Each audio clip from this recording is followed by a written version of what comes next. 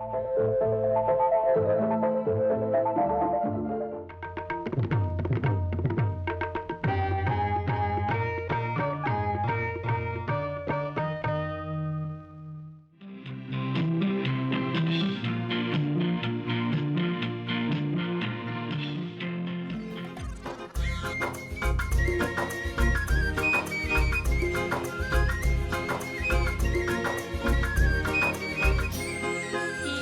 मंच एक खुला मंच है, आए जब भी चाहे। किशोर मंच एक खुला मंच है, आए जब भी चाहे। हर किशोर को मिलेगा अवसर, खुलती जाए राहें। आए जब भी चाहे, आए जब भी चाहे, आए जब भी चाहे, आए जब भी चाहे। हो कला सामाजिक ज्ञान, भाषा गणित या हो विज्ञान, कठिन नहीं है विषय कोई भी, करो जरा सा ध्यान। हो कला सामाजिक ज्ञान, भाषा गणित या हो विज्ञान, कठिन नहीं है विषय कोई भी, करो जरा सा ध्यान। ये है किशोर मंच।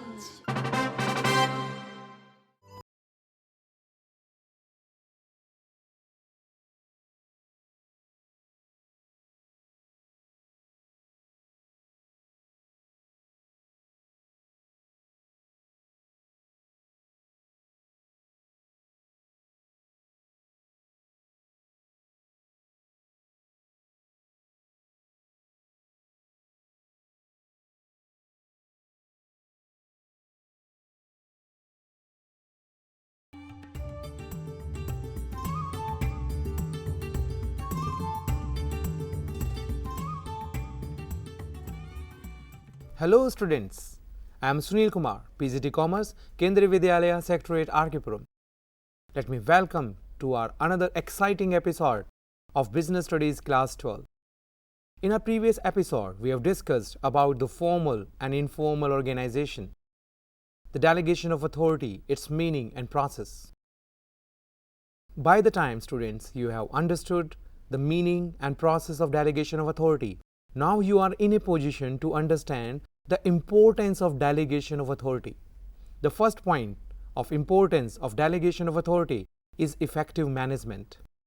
As we know, a single person cannot do all the things. The person has to delegate his tasks to so many people who are working under him. And since every person is doing a particular task, will be concentrating completely on that task. And in this way, each task will be done to the perfection.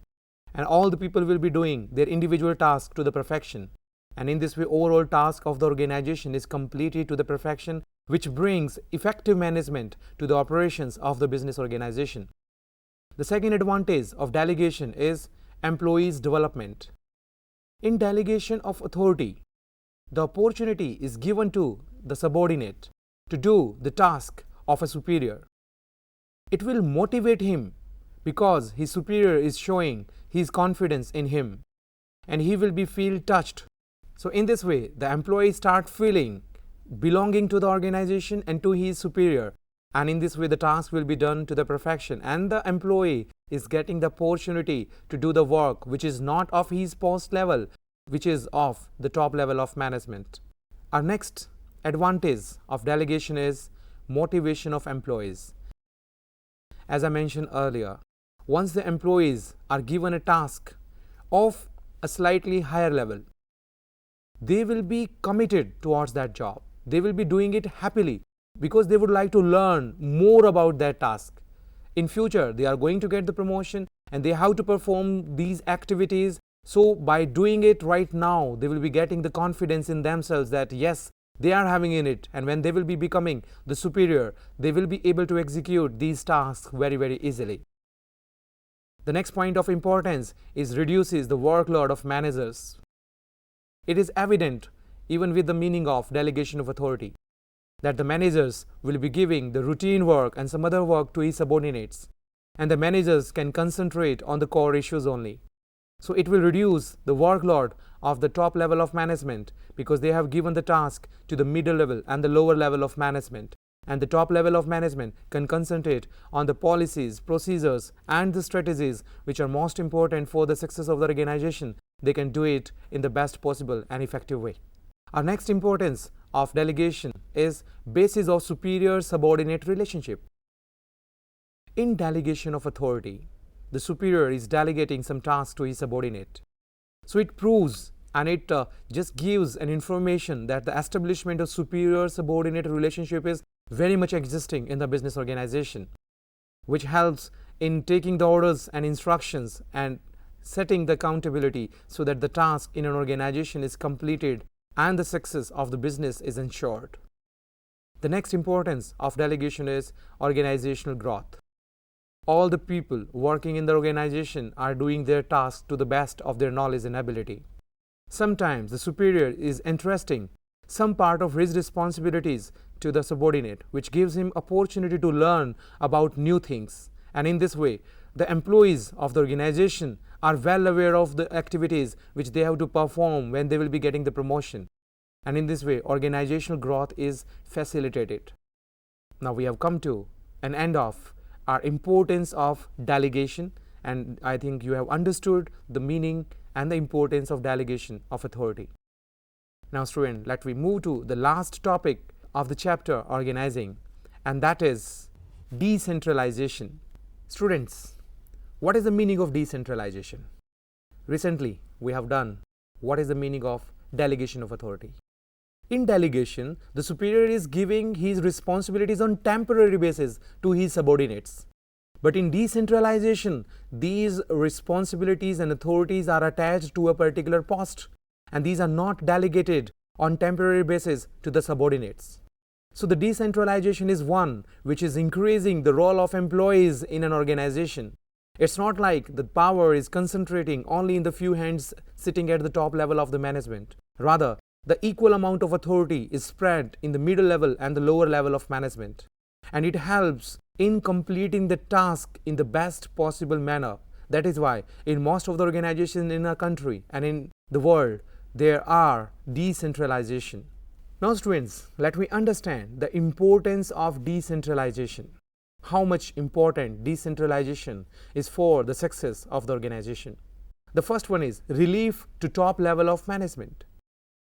In decentralization, the authority and responsibilities attached to the posts at the lower level, middle level of management, and the top level of management now, because they are getting the management by exception. That is, the routine work is given to the lower level of management. Some thinking tasks of the departments are given to the middle level of management. And now the top level of management is free to decide that what type of strategies they have to form. Because the management's task is to expand the business, and in order to expand the business, they need to introduce more products in the market. And by doing so, by doing decentralization in the organization, now they can focus only on the main issues which are important for the organization, and as I mentioned earlier, which may be introduction of new product in the market. So their full attention should go for launching that particular product in the market. Our next importance of decentralization is quick decision making. Each person working on a particular post, authority and responsibilities attached to that post.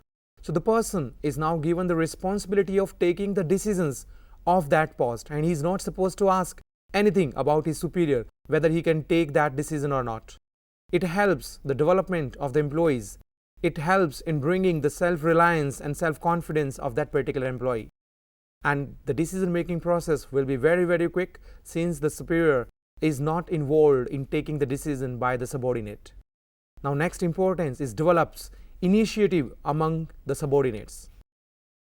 Decentralization gives authority to every person, whether he is working at the lower level of management, at the supervisor or the foreman level.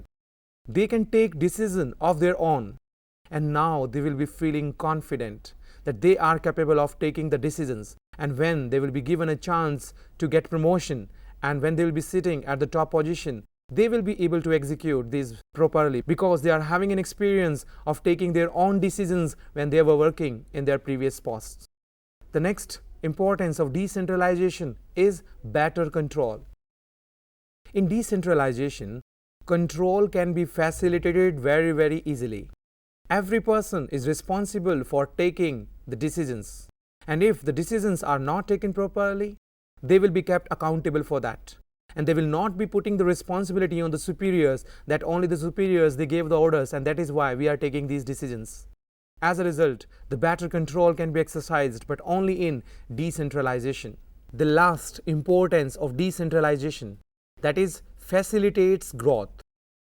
In an organization which is fully decentralized, each and every person is working on a particular post, is responsible for carrying out his responsibility, and are entrusted with some amount of authority. As a result, all the decisions are taken to the perfection because each person is responsible and accountable for the decisions taken by them, and it facilitates the growth of the organization. Now students, we have come to an end of our chapter organizing, in which we have studied about the meaning of organizing, process of organizing, importance of organizing, types of organizational structure, that is a functional organizational structure and divisional organizational structure. We have studied about the formal organization, informal organization, the difference between the formal and informal organization, then delegation of authority, its process and importance, and now lastly we have done the decentralization, its meaning and importance. And I think now you are capable of retaining all the concepts in your mind, since these all are correlated with suitable examples, and I'm sure you have understood these concepts. And in our next episode, students, now look for the third most important function of management, that is staffing. So till then, stay in tune. Thank you.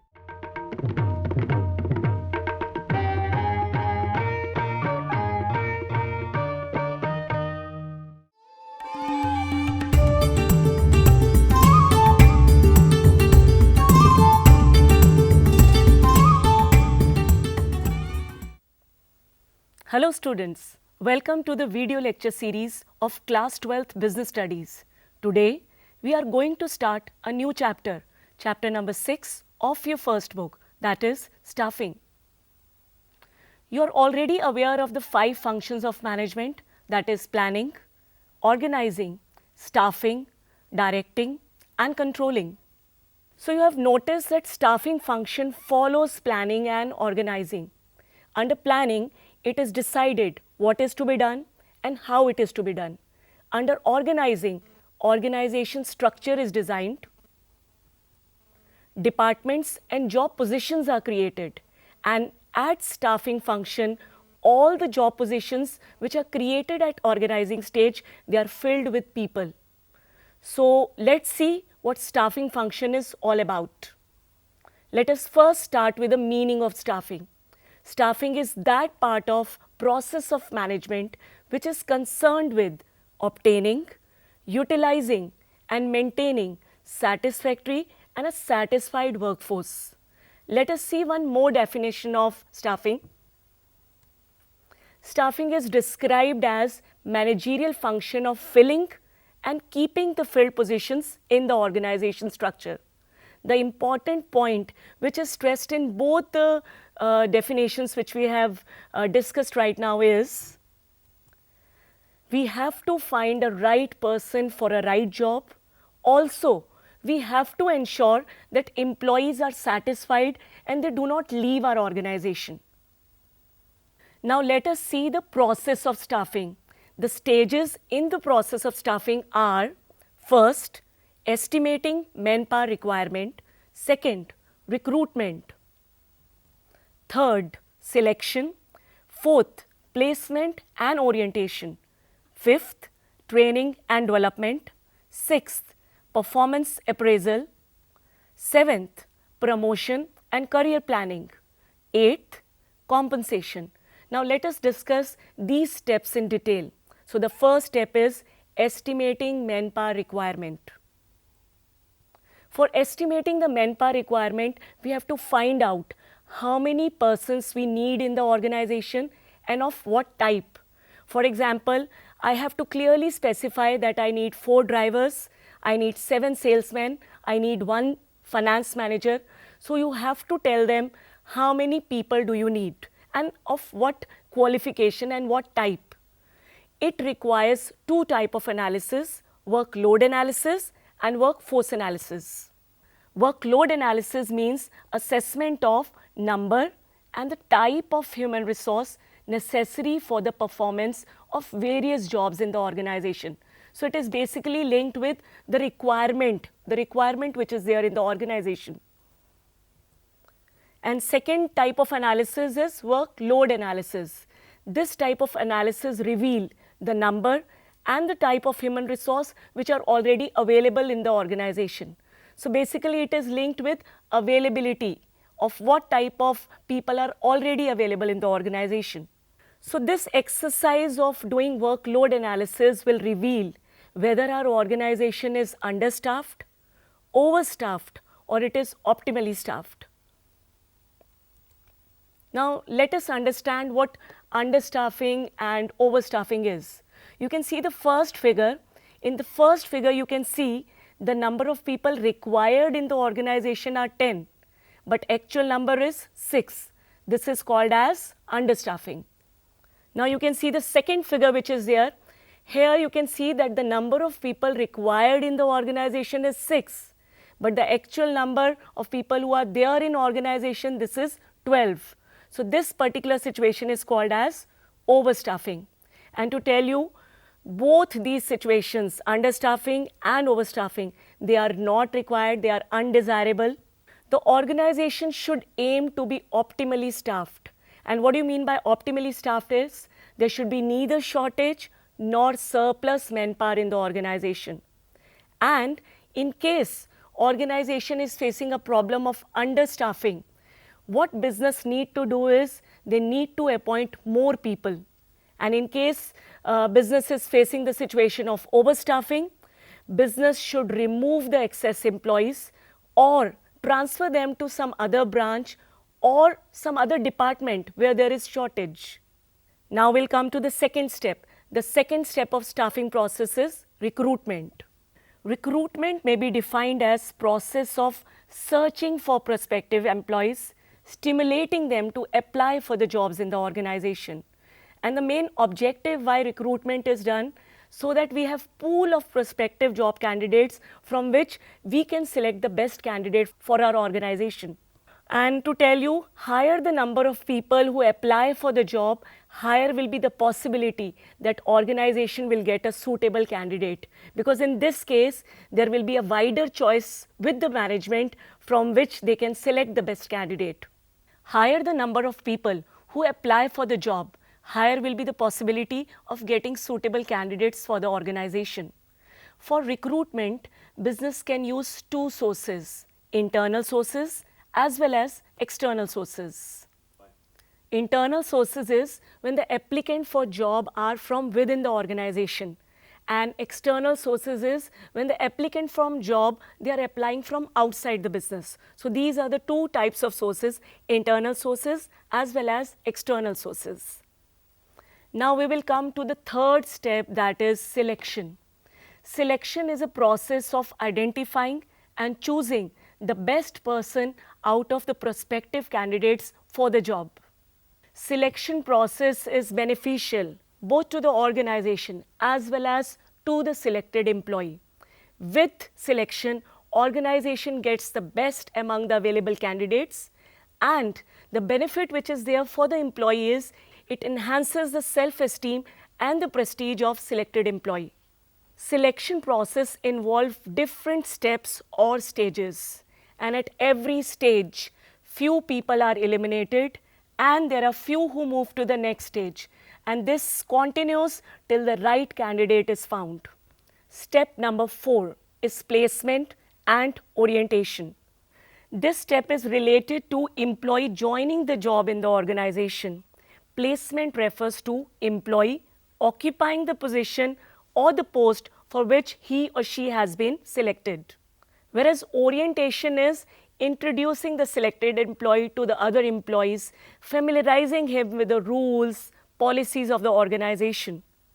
Students, this step is very important because employees' experiences during orientation and placement form his or her first impression about the organization. Organization has to be very careful that they design a good orientation program for the employee. Step number 5 is training and development. Employees need to know the new skills, and it is beneficial for both employees' career growth as well as growth of the organization. By offering the opportunities for career advancement to their members, organization not only attract but also retain the talented people in the organization. So now we'll come to the definition of training. Training is a process by which attitude, skill, abilities of a particular employee to perform a particular job, they are enhanced or increased. Whereas development is a broader concept. It refers to learning opportunities designed to help employees grow and get higher jobs in future. So it is related to development of maturity level of employee, personality of an employee. So it is more career oriented. Step number 6 is performance appraisal. Performance appraisal basically means evaluating an employee's current or a past performance against certain predetermined standards. So it is similar to the report card. In the report card, you get your grades for different exams. Similarly, the employee's performance appraisal report, all the performance of employee is written, whether it is a past performance or a current performance, everything is recorded in the performance appraisal report. In this case, it is very important to know that employees should be aware of the standards or the targets which are set for him or her, and it is a duty of a superior to give regular feedback to employee about his performance, that whether he has improved the performance or the performance has decreased. All this feedback should be regularly provided to the employees. Step number 7 is promotion and career planning. Manager need to design the activities to serve the employee's long-term interest also. Every employee joined the organization with certain dreams. He want to grow in the organization. He want to take up higher post in the organization. So organization has to keep this thing in mind.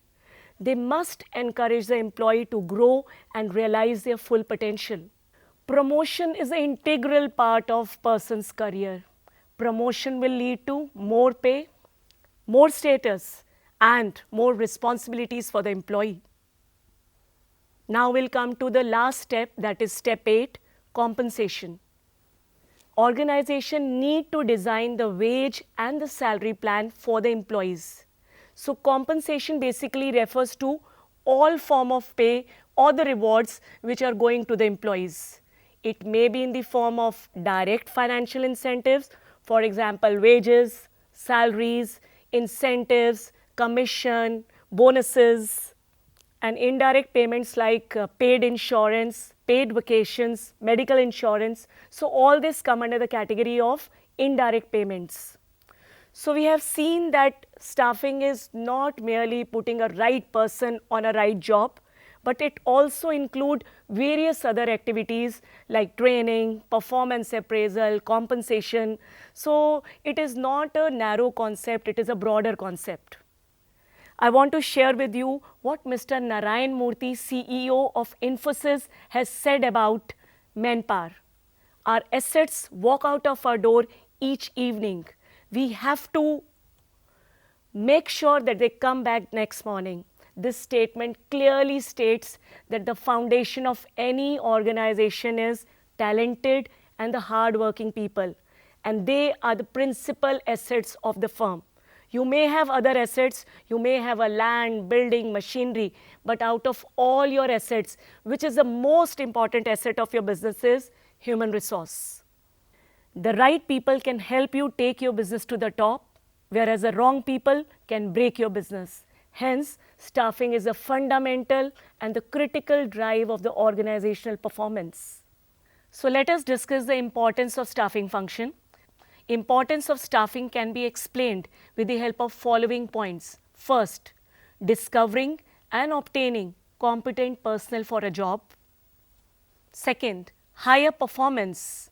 Third, continuous survival and growth of an enterprise.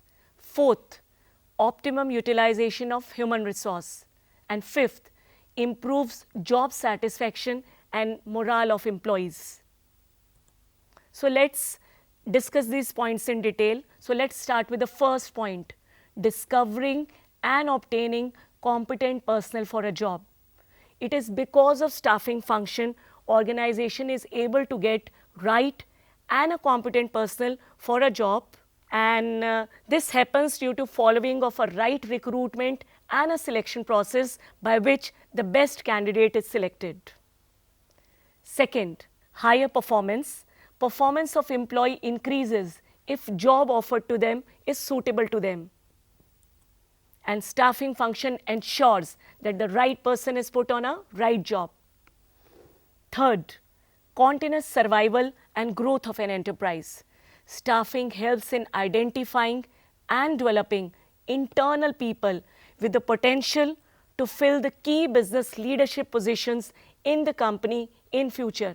This is called as succession planning, which helps in survival and the growth of an enterprise. Fourth point, optimum utilization of human resources. Students, we have already done what overstaffing is and what understaffing is.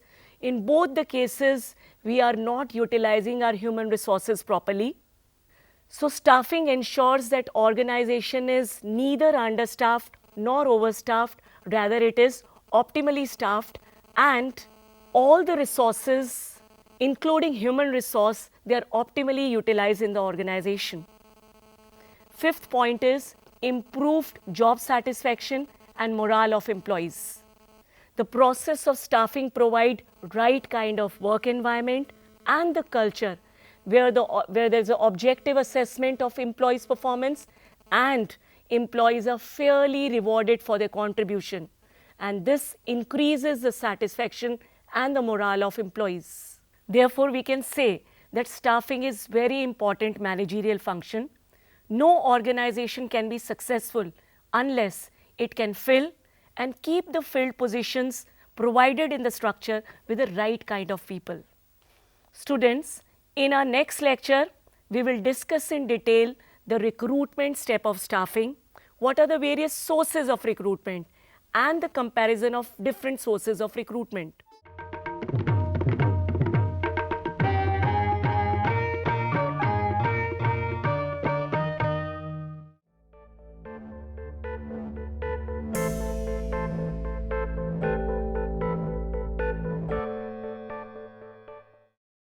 We will be continuing from the same topic again, that was capital adjustment, which we have done in the last class. We examined two cases on that. Now, let us start with the case number 3. When there is a change in profit sharing ratio among the existing partners, if A, B and C are 3 partners and they have changed their ratio, it will again have the same impact as in case a new partner is admitted. They will change all their capitals adjustment and they will do all the goodwill adjustment once again. Let us see capital adjustment, they will bring or refund the money if anybody is having excess, and goodwill adjustments will be done in this way that gaining partner will be debited and sacrificing partner will be credited, because whosoever is sacrificing in case of change in profit sharing ratio, he will get some money from those who are gaining in that ratio, right. The next point is calculation of incoming partner share on the basis of old partner's capital. Let us write here capital. Yes, first of all we have to calculate the total adjusted capital of the old partners after adjustment of reserves, losses, goodwill, revaluation profit, losses, etc.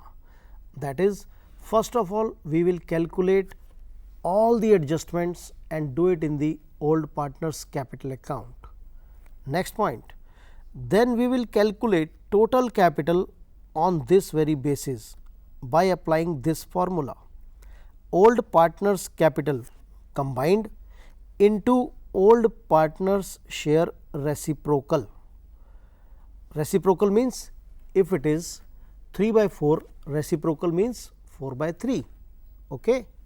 Next point, Now we will calculate the new partner share on this very basis. Now how to calculate? Let us understand this by way of an example. A, B, C 3 to 1 partner hai. D is admitted for 1/4 share and old capital of A, B, C is 70,000, 50,000 and 30,000 after all the adjustments which we have to make. We are required to calculate what D should bring as his capital. Please see, D is admitted for 1/4 share. So, it means the remaining 3/4 share belong to the old partner A, B and C. Is it okay? Let us assume the total share as 1. Let total share is 1. Now, D share is 1/4. Therefore, balance is equal to 1 minus 1/4, that is 3/4. Now, we know that A, B and C capital total is 1,50,000. I hope you remember the figures 70,000, 50,000 and 30,000, right. So, total is 1,50,000. Now, this 1,50,000 is 3/4. How to calculate total capital? I told you the capital given into reciprocal, that is reciprocal of 3/4 is 4/3. This makes it 2 lakh. So, the total capital of the firm is 2 lakh. So, D will bring how much? 1/4 of 2 lakh, that is 50,000 rupees. This is the answer. I hope you are able to understand. Let us recapitulate fast. Whatever capital of A, B, C is given, total it, multiply by the reciprocal, get the total capital of the firm, and then with this total capital calculate D's share, you get the answer. Now, similarly, let us do some full questions on goodwill also. Let us start. A and B 2:1, C is admitted for 1/4 share. Value of goodwill given in the question is 40,000 rupees. Now, see, C's share is 1/4 and total value is 40,000. What is C share of goodwill? Yes, 10,000. A and B contributed equally. Please note this word equally. A and B contributed equally for C share. So, the entry for goodwill will be, if C share is 10,000 and A and B are contributing equally for C share, I hope they will get also equally, right. Now, let us calculate C share of goodwill. C is equal to 40,000 into 1/4, that is 10,000. Who is contributing this share of C? A and B, and that too in equal ratio. It means they are sacrificing equally. So, they will get equal share. The entry will be C account debit 10,000 to A capital 5,000 and to B capital 5,000. I hope you are able to get it now. Let us see another question on this. A and B are equal partners. C is admitted and the new ratio is 4:3:2. The value of goodwill given in the question is 18,000. C brought 25,000 for capital, but nothing for goodwill. Do all the entries. So, let us start the entries.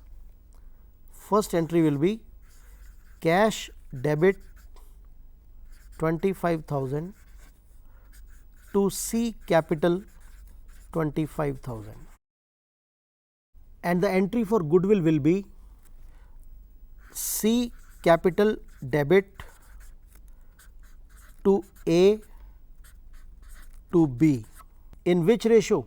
Yes, sacrificing ratio. I hope you can calculate sacrificing ratio. What was the sacrificing ratio? Old ratio minus new ratio. Let us see, old ratio is 1 by 2 and new ratio is 4 by 9. For B it is 1 by 2 and new ratio is 3 by 9. But first of all calculate C share of goodwill. 18,000 into 2 upon 9, that will be 4,000 rupees. And whatever sacrificing ratio you get, you put it in front of A and B. Similarly, let us do few questions on revaluation also. I will be taking small parts of revaluation, like you have to just tell me whether it will be credited or it will be debited. Let us see the first point. If plant is appreciated by 20,000, will it be plus or minus? Yes, it is a gain. So, I am putting tick in front of gain and cross in front of loss. Let us do the second point. Stock is found overvalued by 4,000. Now, this is already overvalued. So, now what we will do is we will reduce it, that is a loss. So, let us put a cross. Unrecorded creditors. What do you mean by unrecorded creditors? That is, you have to pay more now. Yes, again it is a loss. Next point, building depreciated. Now, depreciation of building is what? It is an expense. So, it is a loss. What is provision for bad debts not required now? If provision is not required, it is a gain or a loss. Provision for bad debt is a loss. If it is not required, that means everybody will pay the money. So, it is a profit for you. Yes, it is a gain.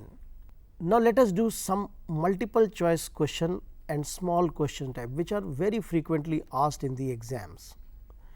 If old goodwill is written off in which ratio? A, new ratio, B, old ratio, or sacrificing ratio? Yes, it is B, old ratio. I hope you remember old partners, old ratio. Old goodwill was written off in old ratio.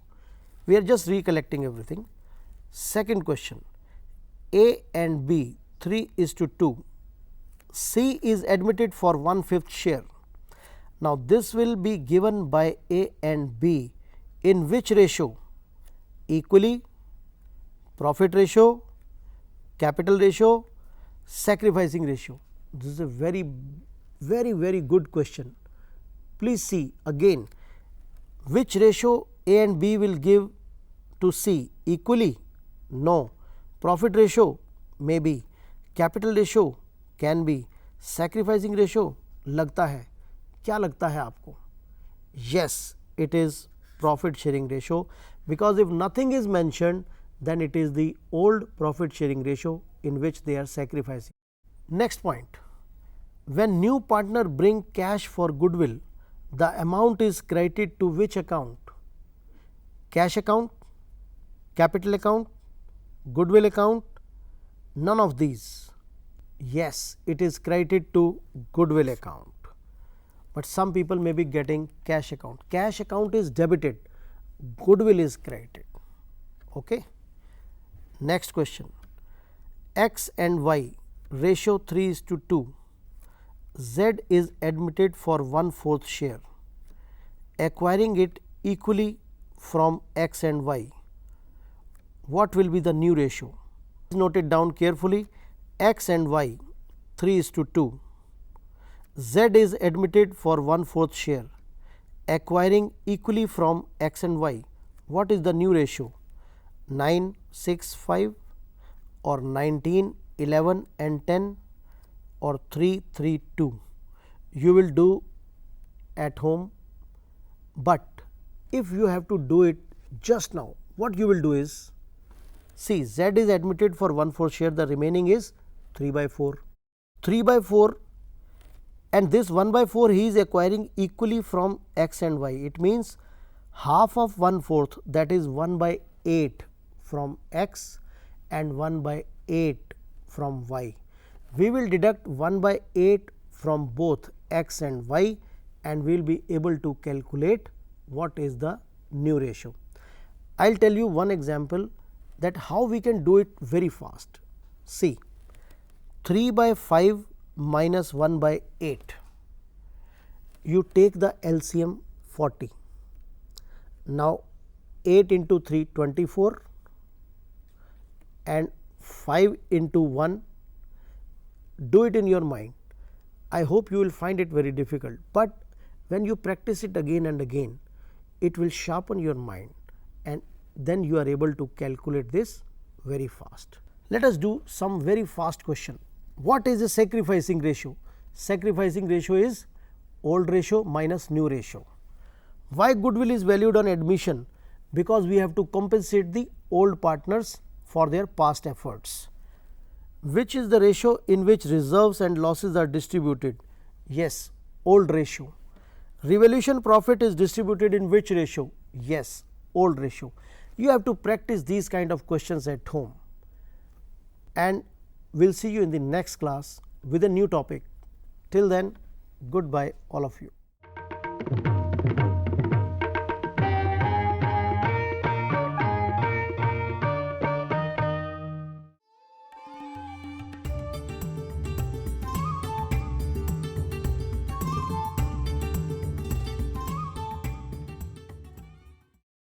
Welcome students. Today we are going to start a new chapter, chapter number 4, reconstitution of partnership firm, in which we are going to study retirement and death of a partner. In this chapter we are going to see how the existing partnership comes to an end and a new partnership deed is made between the new partners, as both the accounting treatment in retirement and death is the same. That is, we have to calculate what is the amount payable to retiring partner, and in case of death we have to calculate what is the amount payable to the deceased partner or to the legal representative of deceased partner. But all these things will be done after doing all the adjustments relating to goodwill, revaluation or reserves, etc. In today's discussion, we are going to see how the amount payable to the retiring or deceased partner is calculated after all the adjustment, what are the treatment of new ratio, gaining ratio, and what are the treatment for goodwill, right.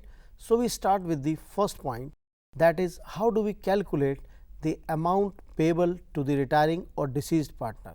First point is, whatever we have to give, we will credit in the partner capital account. That is, credit balance of the partner capital or current account. Next, goodwill or the profits or reserves to be calculated for that particular partner, and the share in revaluation profit or loss, and the interest, profit, salary, whatever we have to give to that particular partner till the date of retirement or till the date of his death. Now, what are the amount to be debited to his account are drawings, interest on drawings and losses, goodwill written off, revaluation losses or the losses up to the date of death or retirement. In this way, we will be calculating the net amount payable to the retiring partner or to the deceased partner. The various aspects to be covered on retirement or death are new ratio or gaining ratio, then how do we calculate revaluation account and distribution of profit and losses, how do we adjust the capital on retirement, what is the treatment of goodwill, how do we settle the claims, and in case the settlement is not there, then how do we settle the loan. Now, how to calculate the new ratio on retirement or death. If nothing is given, the old ratio will be taken as new ratio. Now, suppose A, B, C are partners, B dies and nothing is mentioned. So, A and C will share in the same ratio. What was their existing ratio? That is old ratio is equal to new ratio if nothing is mentioned. But otherwise, if something is mentioned, then new ratio will be calculated accordingly. That is, old ratio plus whatever they have gained on the retirement or death of that partner. So, we can say new ratio is equal to old plus gaining or old plus gaining ratio prescribed in the question itself. So, sometimes you are given the new ratio, then you can calculate the gain. But if you are not given and it is said that they are gaining in this particular ratio, then you first calculate that gain and then add in that old ratio to get the new ratio, right. Now, what is the formula for gaining ratio? That is new ratio minus old ratio. So, whatever you have gained, it will come to the question. Now, let us practice some question on this point. Let us assume x, y, z 3 partners with ratio 5:3:2.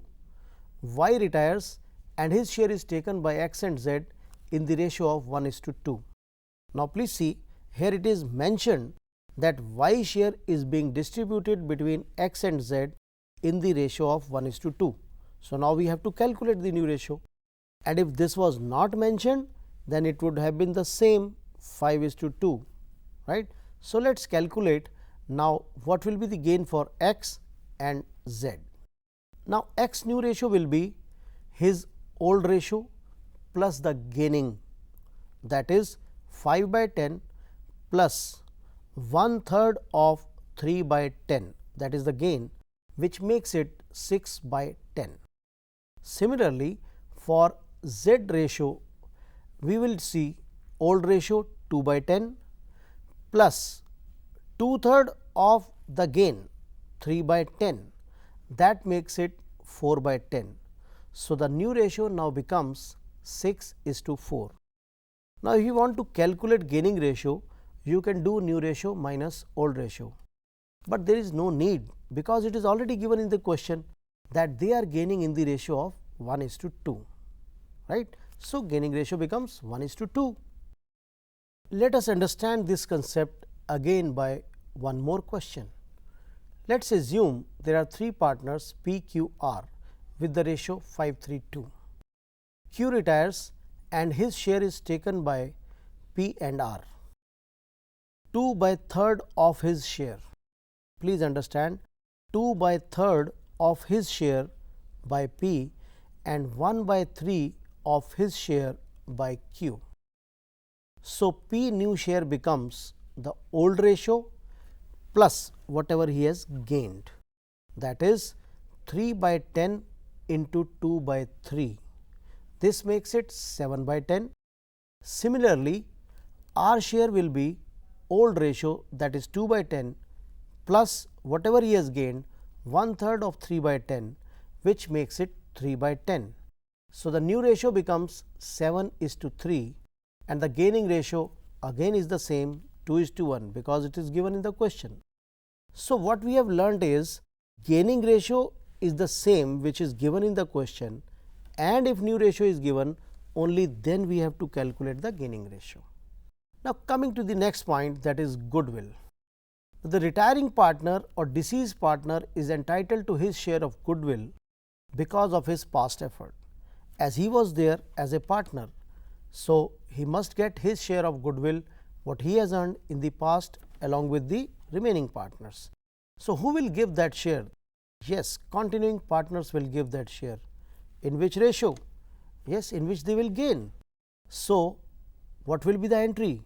As usual, gaining partners debit to sacrificing partners. Now, before discussing the accounting treatment of goodwill, that is what are the general entries to be made, let us see the position given by ICAI, that is Institute of Chartered Accountants of India. The institute has issued one accounting standard named 26, which says no goodwill will be raised in the books of account until you purchase that goodwill, which means that we cannot do an entry like this, goodwill account debit to bank, unless we have paid some money for that. So, goodwill account debit, this word can come only when you have purchased it or you have paid money for it, right. Next thing, if existing goodwill is given in the balance sheet, it is better to write it off at the earliest, because it is a financial prudence. Prudence means samajdari, that write off this goodwill because it is a non-productive asset. So, write it off at the earliest, and the outgoing partner must be compensated in the gaining ratio by whom? Those who are gaining, that is the remaining partners. Now, we come to the entries part. If the existing goodwill is written off, the entry will be all partners capital account debit to goodwill account in old ratio. Because this goodwill was shared by all the old partners, so they will write off the goodwill in old ratio, old partners in old ratio, existing goodwill. Now, giving credit to the outgoing partner for the share of goodwill, we will debit continuing partner account debit to retiring or deceased partner account in gaining ratio. Now, this is a normal journal entry which we are doing, but sometime it can happen that continuing partner are also sacrificing. One of the continuing partner is gaining and the other is sacrificing. Then what will happen? Then one continuing partner who is gaining will be debited and the other continuing partner who is sacrificing will be credited along with that outgoing partner. Let us understand this very good concept with a question. Suppose there are 4 partners A, B, C, D sharing in the ratio of 4:3:2:1 and goodwill is existing in the balance sheet at rupees 2 lakh. C retires and ABD will share in the future in the ratio of 3:3:2. Now, while solving this question, first of all we will write off the old goodwill, that is 2 lakh rupees in old ratio 4:3:2:1. The entry will be A account debit, B account debit, C account debit and D account debit in their old ratio, that is 80,000, 60,000, 40,000 and 20,000, and goodwill will be credited 2 lakh rupees. So, the existing goodwill is finished off. Now, who is retiring? Mr. C. His share is 2/10, that is 2 lakh into 2/10, that is 40,000. Mr. C will get 40,000 and he will be credited. Normally, what we do is A, B, D debit to C. So, that makes it C will be gaining 40,000 and A, B, D will be giving 40,000. But let us see if somebody is sacrificing among the existing. Let us see the question again. Now, what is the old ratio for A, B and D? 4/10, 3/10, 1/10. And what is the new ratio? 3/8, 3/8 and 2/8. Let us calculate first. Now, the gaining ratio of A is 3/8 minus 4/10, and if we take the LCM and do the calculation, it comes to minus 2/80. Minus 2/80 means he is not gaining, he is sacrificing. So, B and D will be debited and A and C will be credited. Because A is not gaining, he is sacrificing. Those who are sacrificing will get and those who are gaining will be debited. Now, the gain of B comes to 6/80 and gain of D comes to 12/80. So, the entry will change now because A has sacrificed. So, the entry will be B account debit, D account debit to A and to C. C share we have already calculated 40,000 and that is A share is equal to what? 5,000 and it will be shared between B and D in the ratio of 1:2, that is 15,000 and 30,000 respectively. So, you clearly see that generally the entry is A, B, D to C, but now in this case as A is sacrificing, so he is credited and not debited. As you can see from this calculation, C sacrifice 2 by 10, that is 40,000, and A sacrifice 2 by 80 into 2 lakh, that is 5,000, and B and D are gaining by 15,000 and 30,000. So, in today's lecture what you have learnt is what is the accounting treatment of goodwill, how do we calculate gaining and sacrificing, and how do we calculate the amount payable to the partner. In the next class we will be continuing from here and do some more questions on this. Till then, goodbye. Thank you very much.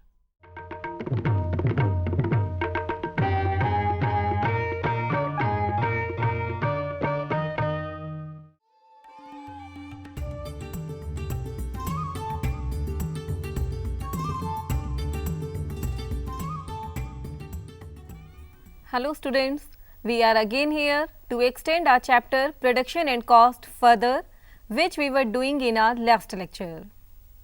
As you must know that we were discussing the laws of returns to scale applicable in the long run.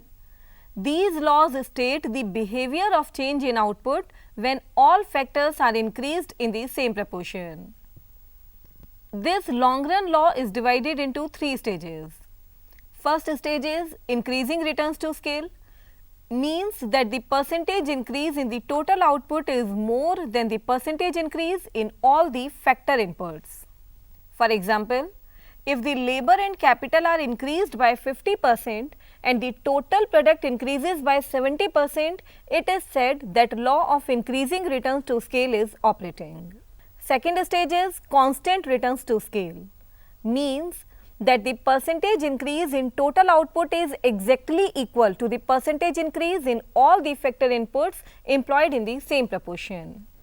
For example, if the labor and capital are increased by 50% and the total product also increases by 50%, the law of constant returns to scale is said to operate. Third stage is diminishing returns to scale, means that the percentage increase in total product is less than the percentage increase in the factor inputs. For example, if the labor and capital is increased by 50%, but the total product increases by 40% only, the law of diminishing returns to scale is said to operate. Now, the question which is arising in our mind is that why law of returns to scale operate? Or why it happens that initially output increases at increasing rate, then at constant rate and finally at decreasing rate. The reason behind this logic is economies and diseconomies of scale.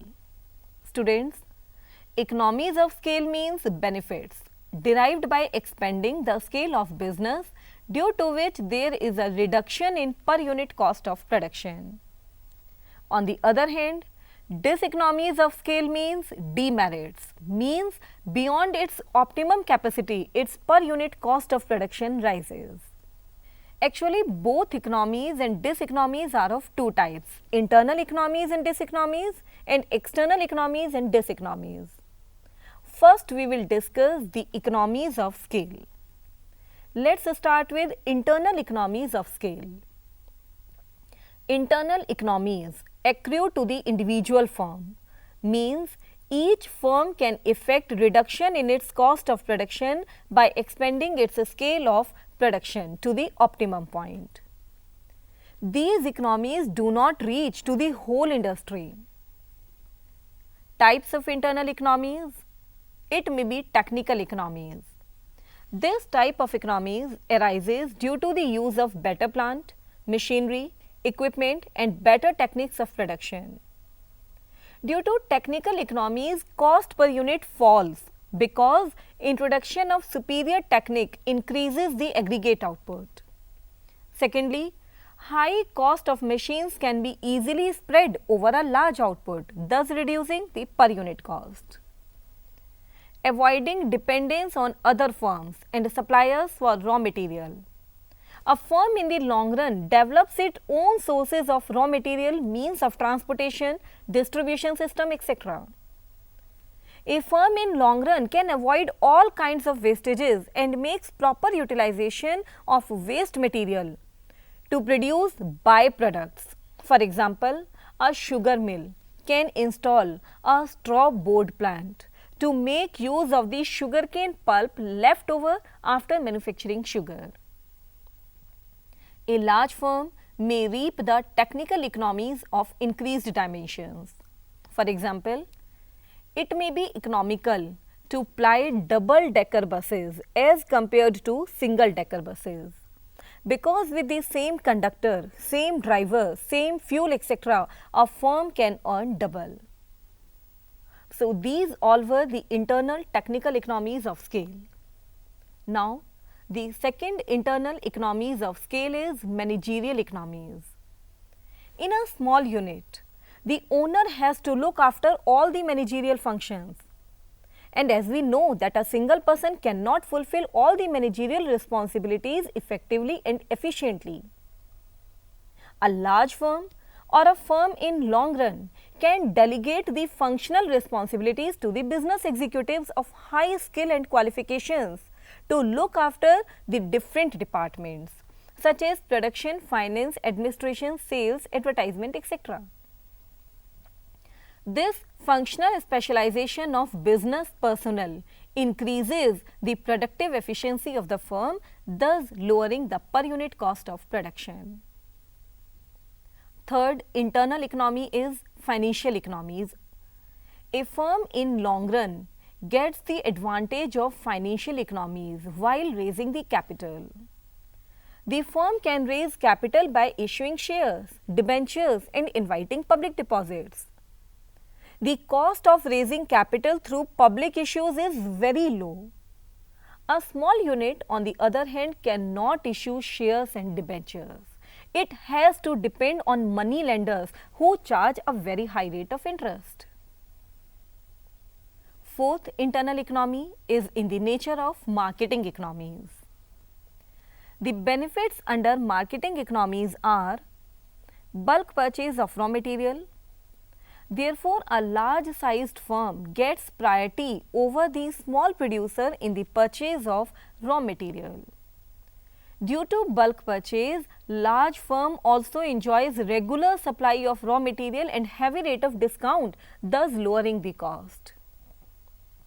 Transport companies also prefer to look for a large firm because they get the regular supply of raw material and finished products.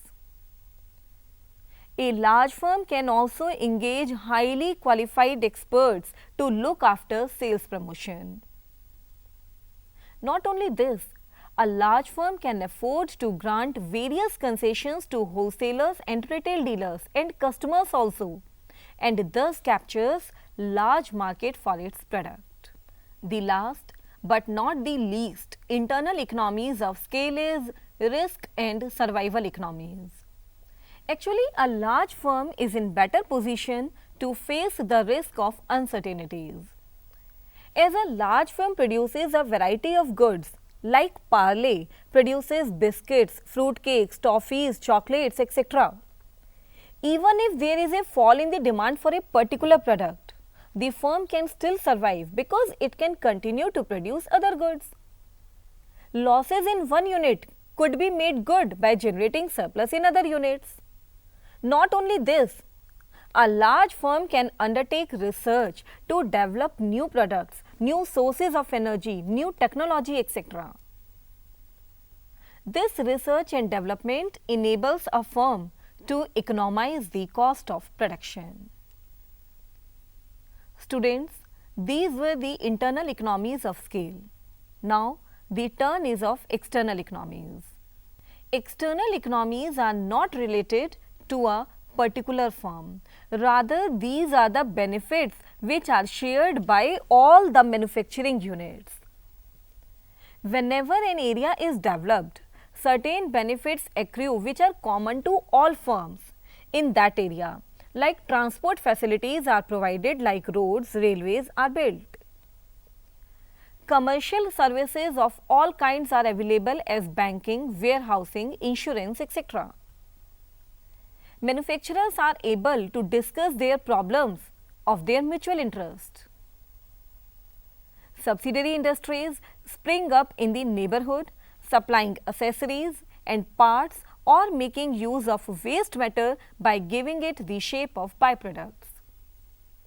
All these advantages are shared by each of the firm in an industry. They find their cost per unit going down. Here ends the economies of scale, both internal and external. Now we will throw some light on the diseconomies of scale or reasons responsible for the rising per unit cost of production. There is a point of optimum capacity for all the firms and industries. If any firm grows beyond its scale of optimum capacity, it shall regret to find that additional units are being produced only at a higher cost. We can say that beyond the point of optimum capacity, a firm attracts diseconomies of scale. The diseconomies of scale may again be of two types, internal diseconomies and external diseconomies. Diseconomies are like beyond a point, a firm may be compelled to pay more wages if it wants to attract more labor. Likewise, heavy concentration in an area may lead to frequent traffic jams, etc. These diseconomies may be associated with the difficulties of managing and controlling an enterprise as its size increases. For a large-sized firm, planning and coordination at different levels of decision making becomes a serious problem. Employment of large number of workers also causes problem of proper supervision. In this way, we can analyze that due to economies, whether internal or external, the cost per unit of production falls, and due to diseconomies of scale, whether internal or external, cost per unit of production rises. So, till here it all was about production. Now we will understand the concept of cost. Ordinarily, the term cost of production refers to the money expenses incurred in the production of a commodity. But there may be some other costs which are not monetary in nature, but are a part of cost of production as depreciation. Now, what is cost function? If you remember, the production function is the relationship between physical input and output. In the same way, cost function expresses the relationship between cost and its determinants. It means cost function is a financial relationship between cost and its various determinants. There are several factors which influence cost. Symbolically, cost function can be expressed as C equals to function of S, O, P, T, where C is cost, S is size of plant, O is level of output, P is prices and T is technology. All these are several factors on which cost of a product depends.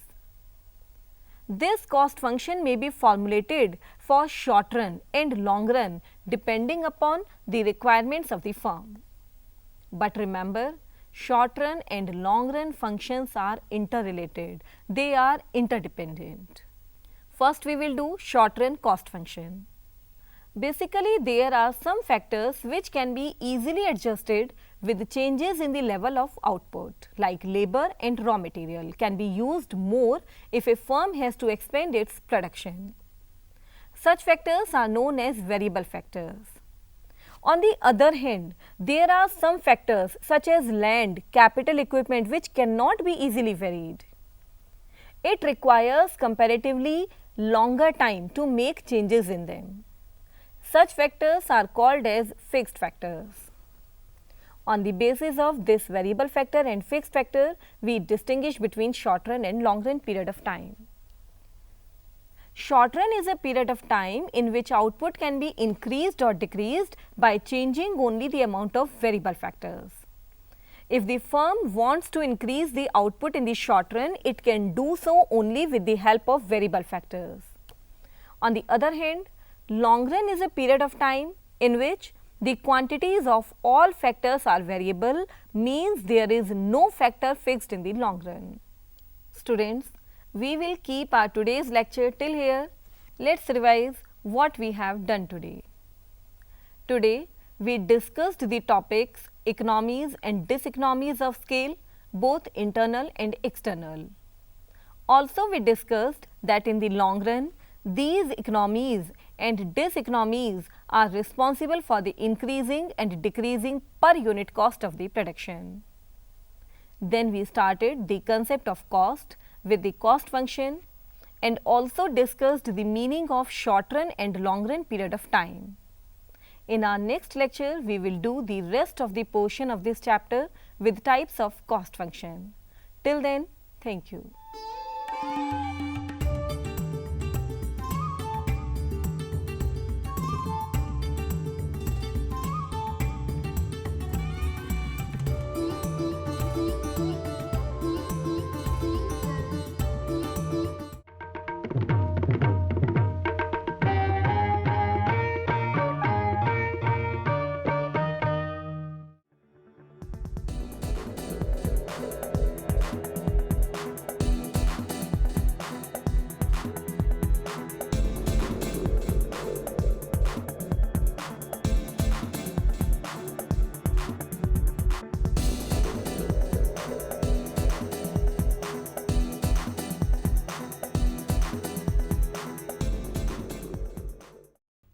Topic of the day: forms of business organization. Anybody who values personal freedom and urge to take competition and risks would naturally do business. We all know that in business, sky is the only limit. In other words, we can say that there is tremendous scope for growth of all the potentialities in any businessman. The different forms of business organization can be summed up as follows: sole proprietorship form, partnership form, cooperative society, joint Hindu family business and joint stock company. Coming to the first point,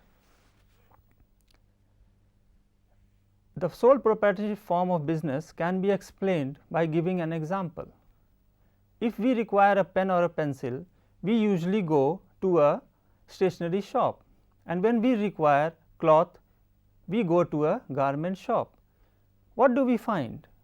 We find that there is a man who is selling us the goods, pen or garment. This man is the owner of the business. He has absolute control over the business.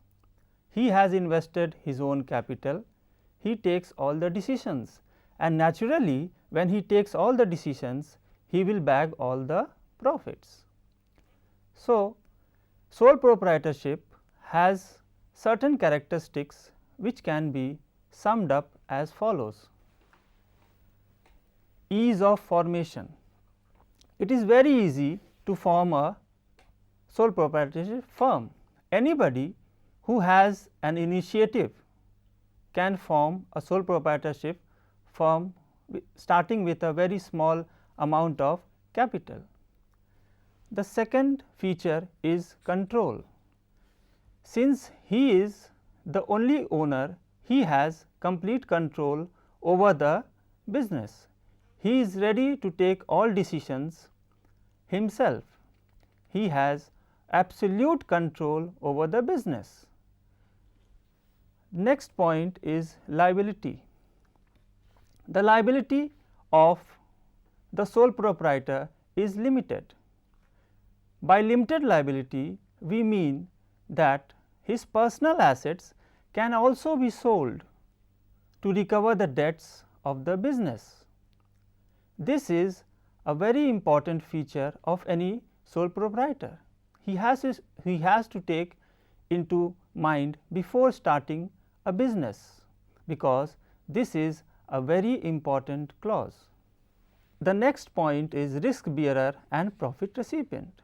Since he is the only owner of the business, he bags all the profits and he is the receiver of all the surplus funds. The next feature is no separate entity. The business and businessman are no separate entity, which means that they have no distinct entity of their own. We have studied about the sole proprietorship, but it has its own inherent disadvantages, like a person has only a small amount of capital. He cannot do business on a very large scale. When he wants to do business on a very large scale, he needs a lot of capital. So, two or more persons can come together and form a business. This is where our second point of different forms of ownership comes into existence, namely partnership. Partnership is an association of two or more persons who have agreed to carry on business carried on by all or any one of them acting for all. So, from that definition we see that two or more persons come together and do business. Now, we can see the features of partnership. The first feature of partnership is formation. Partnership can be formed with a minimum of two persons who have agreed to share the profits of the business. The second point is liability. Like in sole proprietorship, in partnership we also have a limited liability, which means that all the partners are liable for the debts of the company. The assets of the partners can be sold to recover the debts of the business. The next feature is risk bearing. Since the partners are the owners of the company, they bear the risk of the business which can accrue in the near future. The next feature of partnership is membership. According to Indian Partnership Act 1932, a minimum of 2 members and a maximum of 20 members can form a partnership firm, but in case of banking business the maximum number is restricted to 10. The next feature is mutual agency. All the partners are individually and collectively liable for the business. They act as principals as well as agents of the business. All the activities of any individual partner or all the partners are binding upon the firm. The next point is continuity. Since partnership firm is formed by partners, its continuity depends upon a host of factors. Suppose any partner becomes insane or dies, the partnership comes to an end. Now, we are coming to a very important topic on partnership itself, and that is registration of partners. The Partnership Act 1932 lays down that it is optional for any partnership firm to get itself registered. It is not compulsory for every partnership firm to get itself registered. So, it is optional for a partnership firm to get itself registered. This is a very important point which should be noted. We have discussed about partnership. Now, we shall come on the third point, that is cooperative form of business organization. Why do we form a cooperative society? We form a cooperative society because we require, in order to save ourselves from the exploitation, some members of the society come together and form a cooperative society, keeping in view the economic interests of the society. So, a cooperative society has certain characteristics. The first characteristics is voluntary membership. The voluntary membership, cooperative society is formed by a voluntary members. Members come together and form a cooperative society. legal status. The Cooperative Societies Act 1912 says that all cooperative societies need to be registered. The next feature is limited liability. All the members of the cooperative society have a limited liability, and their liability is limited to the amount of capital contributed by each member. The next point is control. The control lies with the members themselves by forming a managing committee. The managing committee controls all the affairs of the cooperative form of business. The next point is service motive. Cooperative society is formed with the objective of not earning profit, but serving the whole society. The members are entitled to get service at a very low cost. So, from today's discussion, we have learnt three forms of cooperative organizations, namely sole proprietorship, partnership and cooperative society. We have also learnt on the various salient features which are distinguishing features for any form of organization.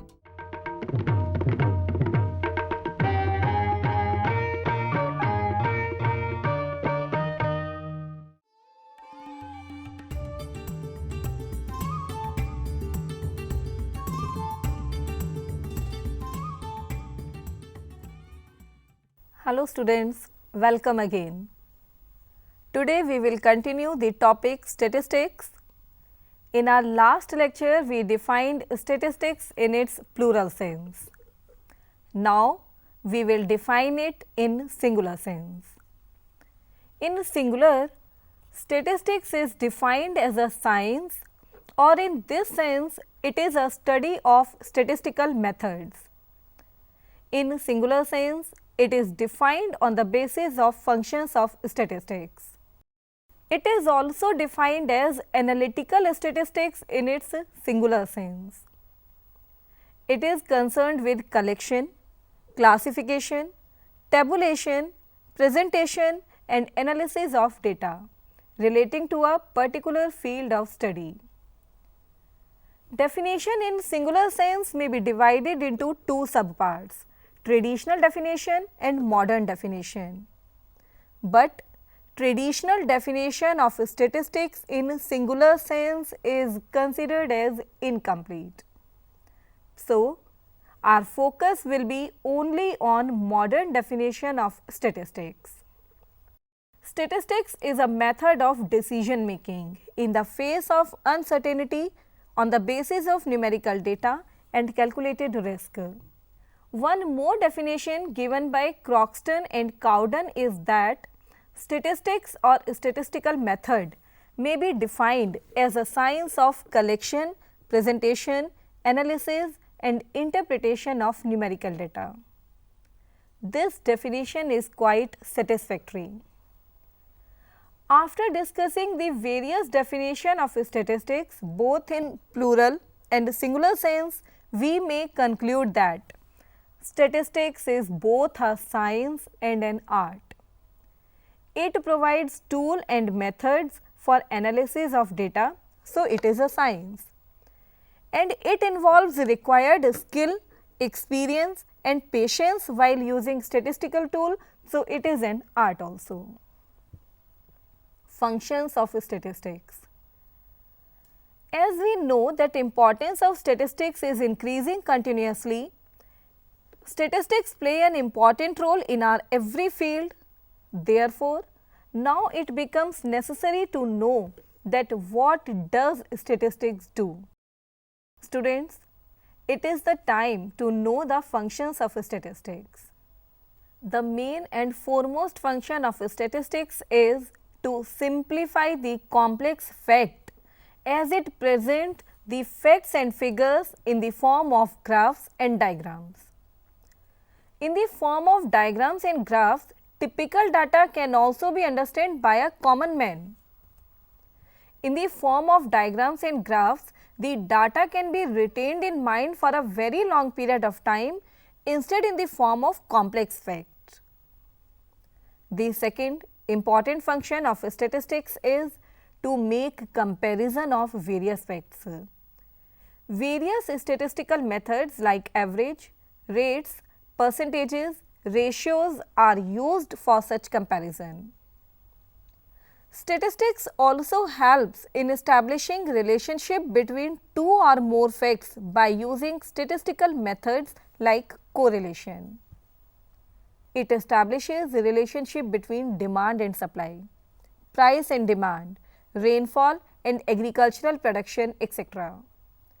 Statistics not only establishes a relationship, but it also shows the degree of relationship between them.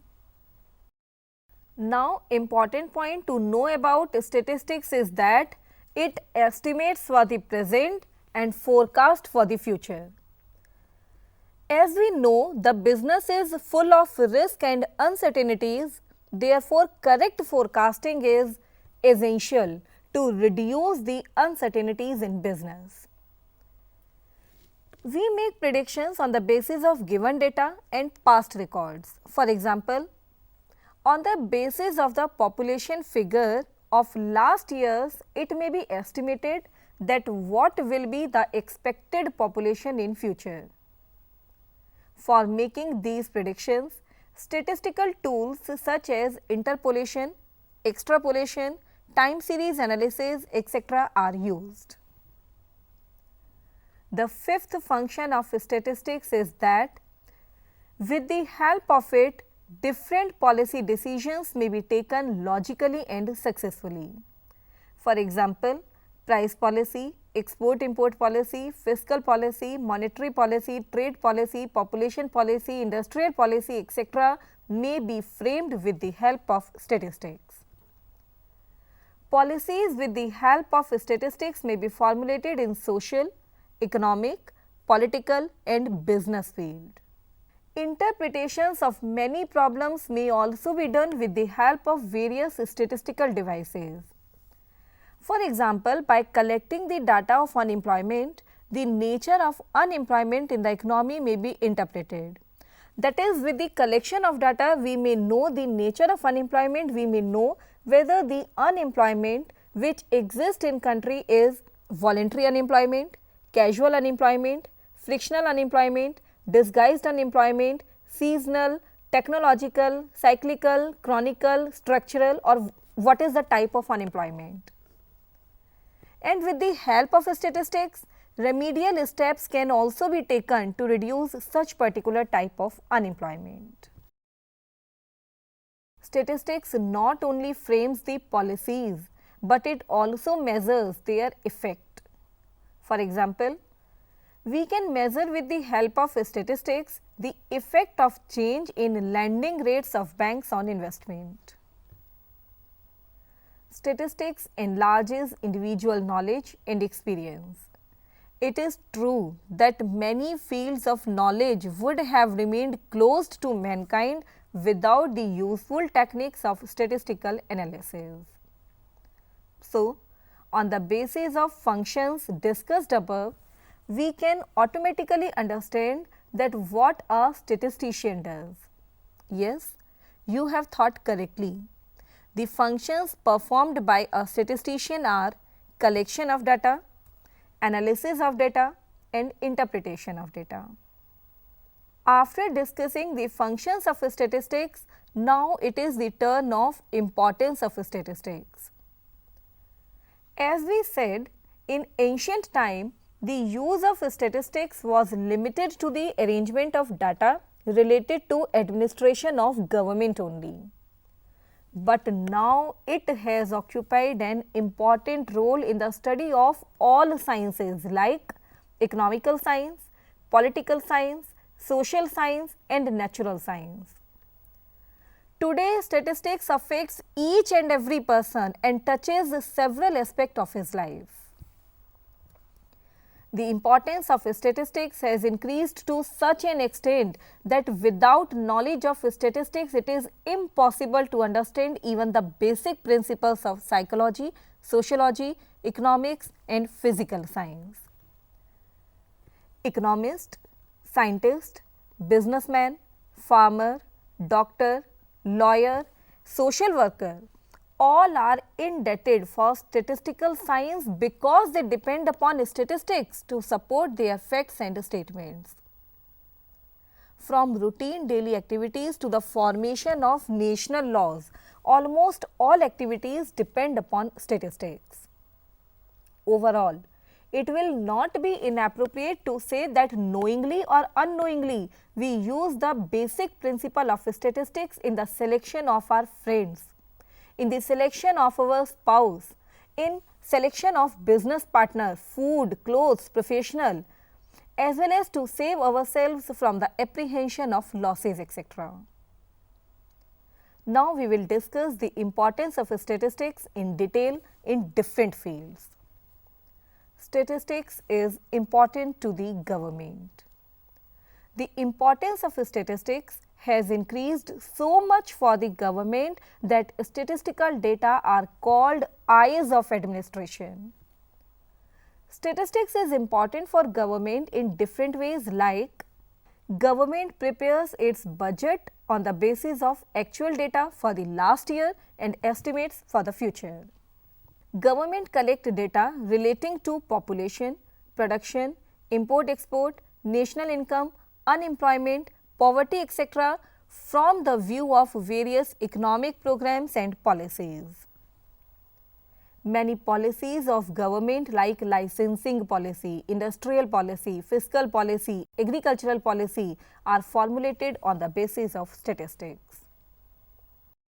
Not only this, knowledge and use of statistical methods help the government to get desired results quickly and effectively. From the view of defense also, data are required to determine the needs of military force. In short, we can say that adequate and accurate data are very important for smooth functioning of government administration. Statistics is also important for economic planning. Economic planning means making of major economic decisions on the basis of a comprehensive survey of the economy as a whole. You know, modern age is an age of planning. Almost every nation in the world, whether developed or developing, has adopted economic planning. In fact, planning is visualized on the basis of data, and the achievements of plan are analyzed through statistical methods. Hence, it is said that planning without statistics is a ship without rudder and compass. We can say that planning on the basis of inadequate and inaccurate statistics is worse than no planning at all. Now, third importance of statistics is in trade and business. With the growing size and increasing competition, the problems of business enterprises have become complex. Now, it is the statistics which is lifeline of business and industry. In every business, estimates and probabilities have important place because every businessman determines its policy and targets on the basis of these estimates and probabilities. He also decides the volume of sale and arranges different resources of production on the basis of these estimates. In business, the manufacturer is always interested to estimate the immediate and future demand of his product, and this objective can be achieved by properly conducted market survey and research. And this survey and research greatly depends on statistical methods. The trends in production and sales can be determined by statistical methods like time series analysis. Similarly, the correlation and regression analysis can be used to judge the effectiveness of various sales promotion measures. Therefore, many large enterprises have started to establish a separate department of statistics for making quality control, budgetary control, scientific management, business forecasting, etc. it will not be exaggeration to say that today nearly every decision in business is made with the help of statistical data and statistical methods. And if statistics is removed from the business world would be paralyzed. So, it was the importance of statistics in trade and industry. Statistics is also important for railway and other transport agencies. Railways and other transport agencies use statistical data in making transportation arrangements, determining freight and estimating the facilities required for passengers. Statistics is also important for various entities apart from railway, business and industry. Example, a bank manager, after keeping in view the data related to changes in demand for money, trade cycle, investment environment and policy of the central bank, decides how much should be kept in cash reserve and how to make investment of the remaining balance. Statistical methods help in credit rating of the customers. It is equally important for brokers. A broker in stocks and shares can be more successful if he understands the use of probability theory to appraise the expected return on various investment portfolio. Statistical analysis helps the investor also in selecting those securities which are safe and which have the best prospect of yielding good income or appreciation in value. Statistics is also important for insurance company. The insurance companies use the actuarial valuation to find out the financial risk of current life policies which would mature on uncertain future dates. This is done on the basis of life expectancy studies of the policy holders in different age groups, which is a statistical work. Mortality tables are constructed and premium rates are determined with the help of these tables. Can you think statistics is also important for politicians? Now you will ask how. From the view of politicians also, statistical data are of specific significance. They study various problems of the country with the help of data, and on that basis they present their views before the government or the parliament. Statistical data are also important measurement of various social issues and in evaluation of various problems arising out of them. For example, before preparing any scheme or reform related to illiteracy, poverty, beggary, drug addictiveness, immoral trafficking, etc., collection of adequate data becomes a necessity. So, students, we will keep our today's lecture till here. Today we discussed the definition of statistics in singular sense with its function and also the importance of statistics. But as we said that statistics is important in every field, therefore this subject needs more elaboration, which we will do in the next and last lecture of this chapter. So, thanks for today.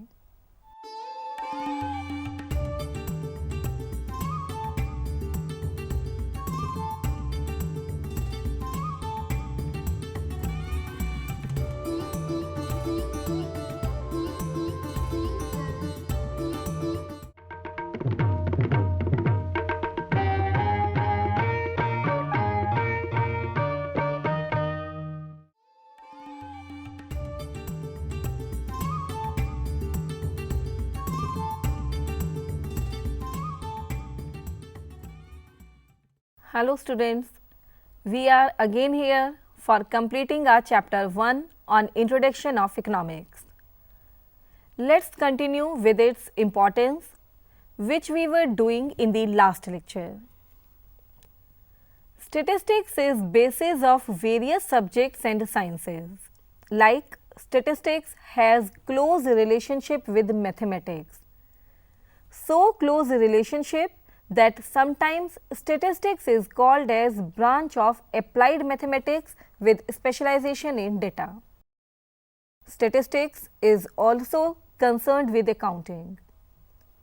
Because statistical methods are used in computation of cost and profit and in analysis of various financial results. Statistics is also helpful in research and development. Today, there is hardly any research work which is done without using statistical data and statistical methods. Statistics is equally important in chemistry, physics, biology, sociology, psychology, education, etc. These statistical methods help to analyze the growth of human body under different diets and environmental conditions. Likewise, response of body to a dose of medicine can also be statistically tested. Statistics with economics. There is very close relationship between these two subjects. Generally, in the study of almost each economic problem, whether consumption, production, distribution, exchange or finance, statistical methods are required. In fact, statistical methods are very important tools in the study room of an economist. And he uses these methods just as a doctor uses stethoscope to diagnose the disease of a patient. Statistics is used at various places like formulation of economic laws requires the use of statistics. Concludingly, these days there is no area where statistics are not used. The use of statistics has so widened today that it affects every aspect of human activities.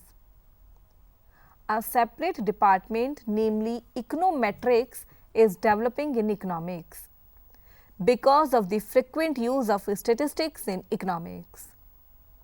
Ultimately, we can say that one day will come when statistical thinking will be as necessary as ability to read and write for effective citizenship. After importance of statistics, we will do some limitations of statistics. No doubt, statistics is a useful science. It works everywhere. It is a boon at place where numbers are involved. But remember, statistics is not a magic which solves the problems. It is very important for using statistics that data should be properly collected and critically interpreted. Otherwise, it may draw wrong conclusions. For gaining maximum benefit from statistics, it is necessary that we should keep in mind the limitations around which statistics works. Some shortcomings of statistics are as follows. Number 1. Statistics studies only numerical fact. We can study only those facts here which are in quantitative terms. The aspects which are qualitative in nature cannot be studied here like honesty, intelligence, blindness, love, etc. Its second limitation is that it shows only average position of the given fact, the fact which relates to a group. It does not give information of each and every individual of the universe. It gives average of all, so it should be kept in mind that some individuals' result may be far better or far worse than the average. Let us see a beautiful example.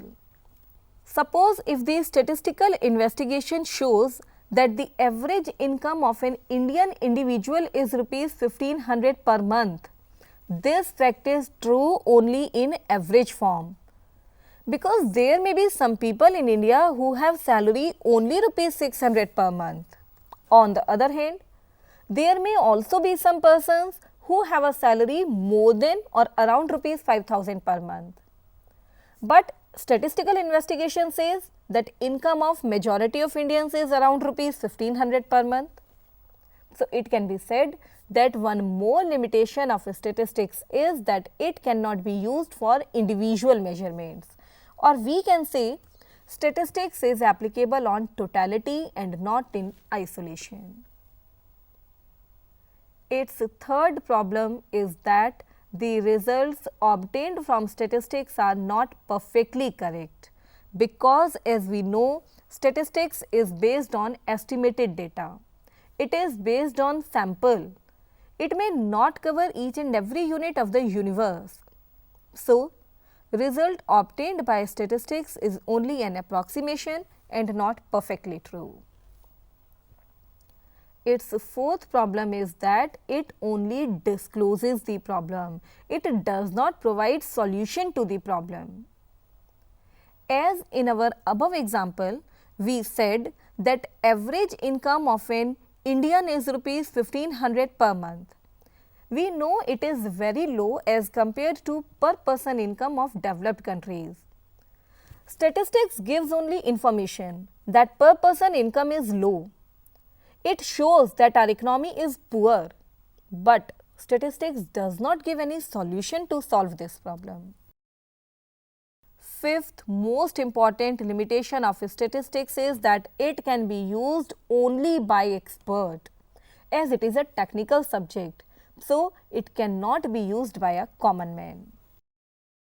We can rightly say that statistics is a most dangerous tool in the hands of a person who is not an expert in the field of statistics.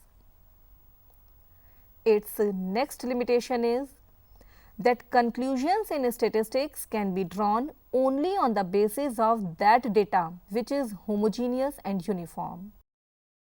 For example, if we have to obtain average marks of students, then all students should be of same stream or same class. Like all must be of 11th class, all must be of commerce or science or art. Otherwise, the conclusion drawn will be wrong. Its next limitation is that statistical results are to be studied in context. If statistical results are studied and interpreted without references, they may provide a wrong picture of the problem. The last limitation of statistics is that it may lead to wrong conclusion in the absence of complete details. For example, suppose there are two businessmen X and Y. Both have average profit of rupees 20 lakh during 3 years. It shows that they are equally efficient as per their same average profit. But if we go into the detail, the position may be entirely different, because maybe the profits of X are rising continuously the 3 years. Suppose in first year the profits of X were 15 lakh, in second year they were 20 lakh, and in third year they were 25 lakh. If we take average of 15, 20 and 25, it will arrive at 20 lakh.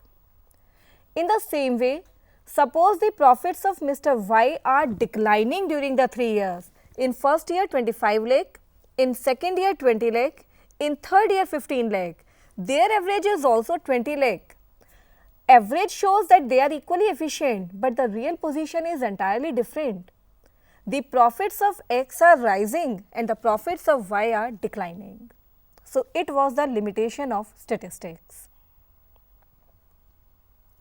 From the above discussed limitations of statistics, we cannot say that subject of statistics is useless. Rather, we should understand that every science is based on certain assumptions. This is also with the case of statistics. Limitations does not reduce the importance of the subject, but teaches us that precautions should be taken while dealing with statistical analysis and interpretations. Now, the last topic of the chapter, distrust of statistics. Distrust means not believing in statistics. It means lack of confidence in the subject.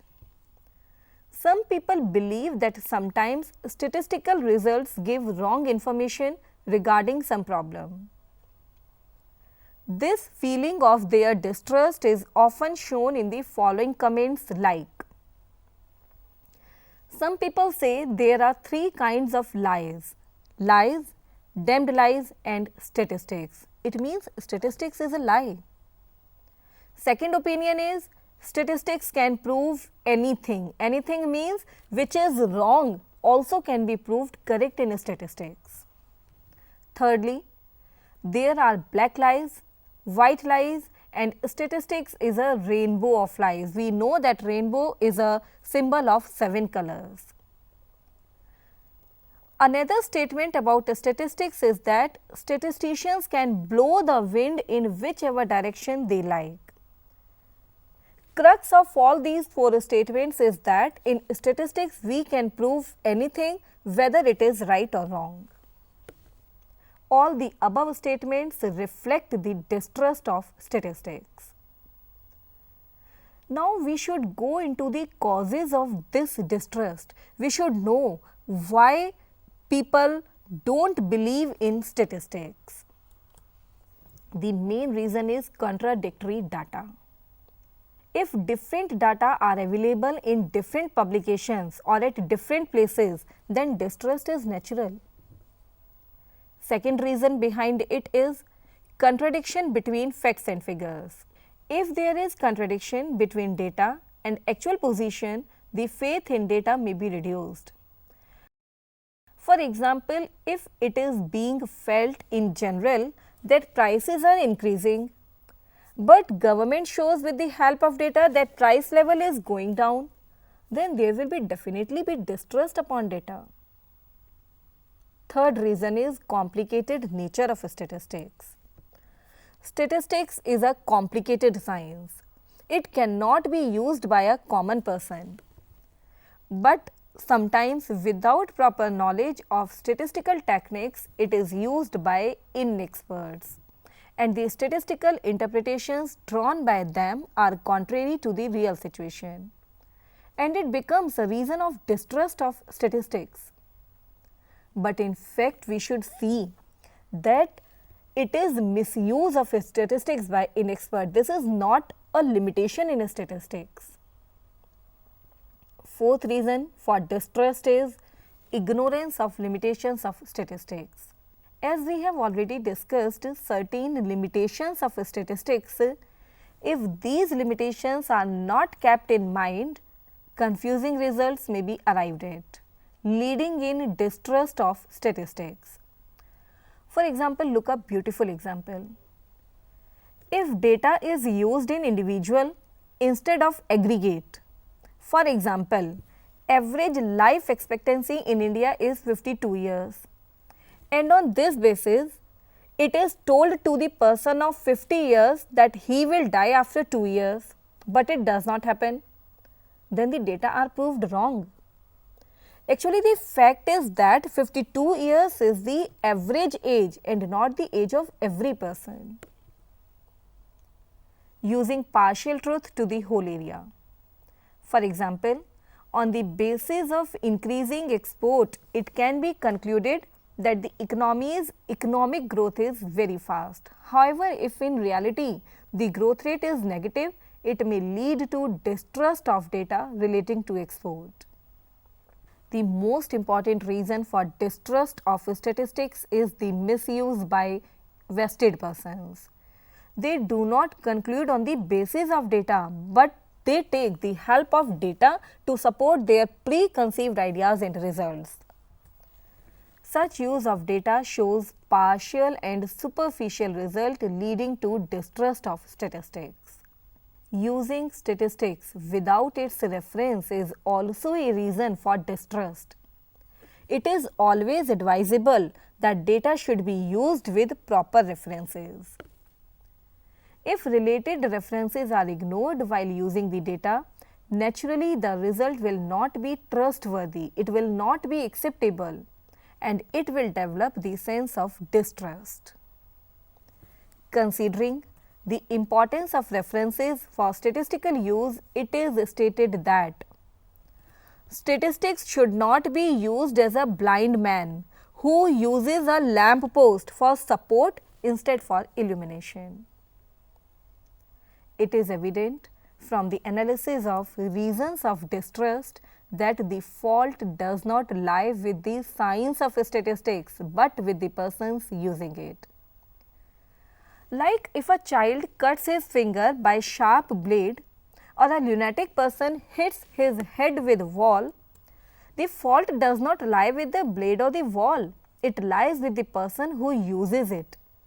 This is the same case with statistics. It can be said that the tools of statistics are dangerous in the hands of inexpert.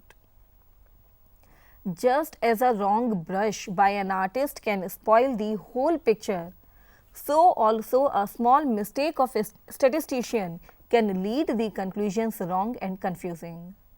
So, it can be concluded ultimately that if statistics is used by experts, if it is used without biased opinion, if limitations of statistics are kept in mind while using it, then the results drawn will be correct and there will be no question of distrust. Students, we have completed this interesting chapter. Now, we should summarize the whole chapter in the form of headings what we have done. We started with the meaning and need of economics, various definitions of economics, nature of economics, meaning and definition of statistics both in plural and singular sense, characteristics and functions of statistics, importance of statistics, limitations, and lastly distrust and causes of distrust in statistics. So, our chapter is completed now. It all was for today. Thank you.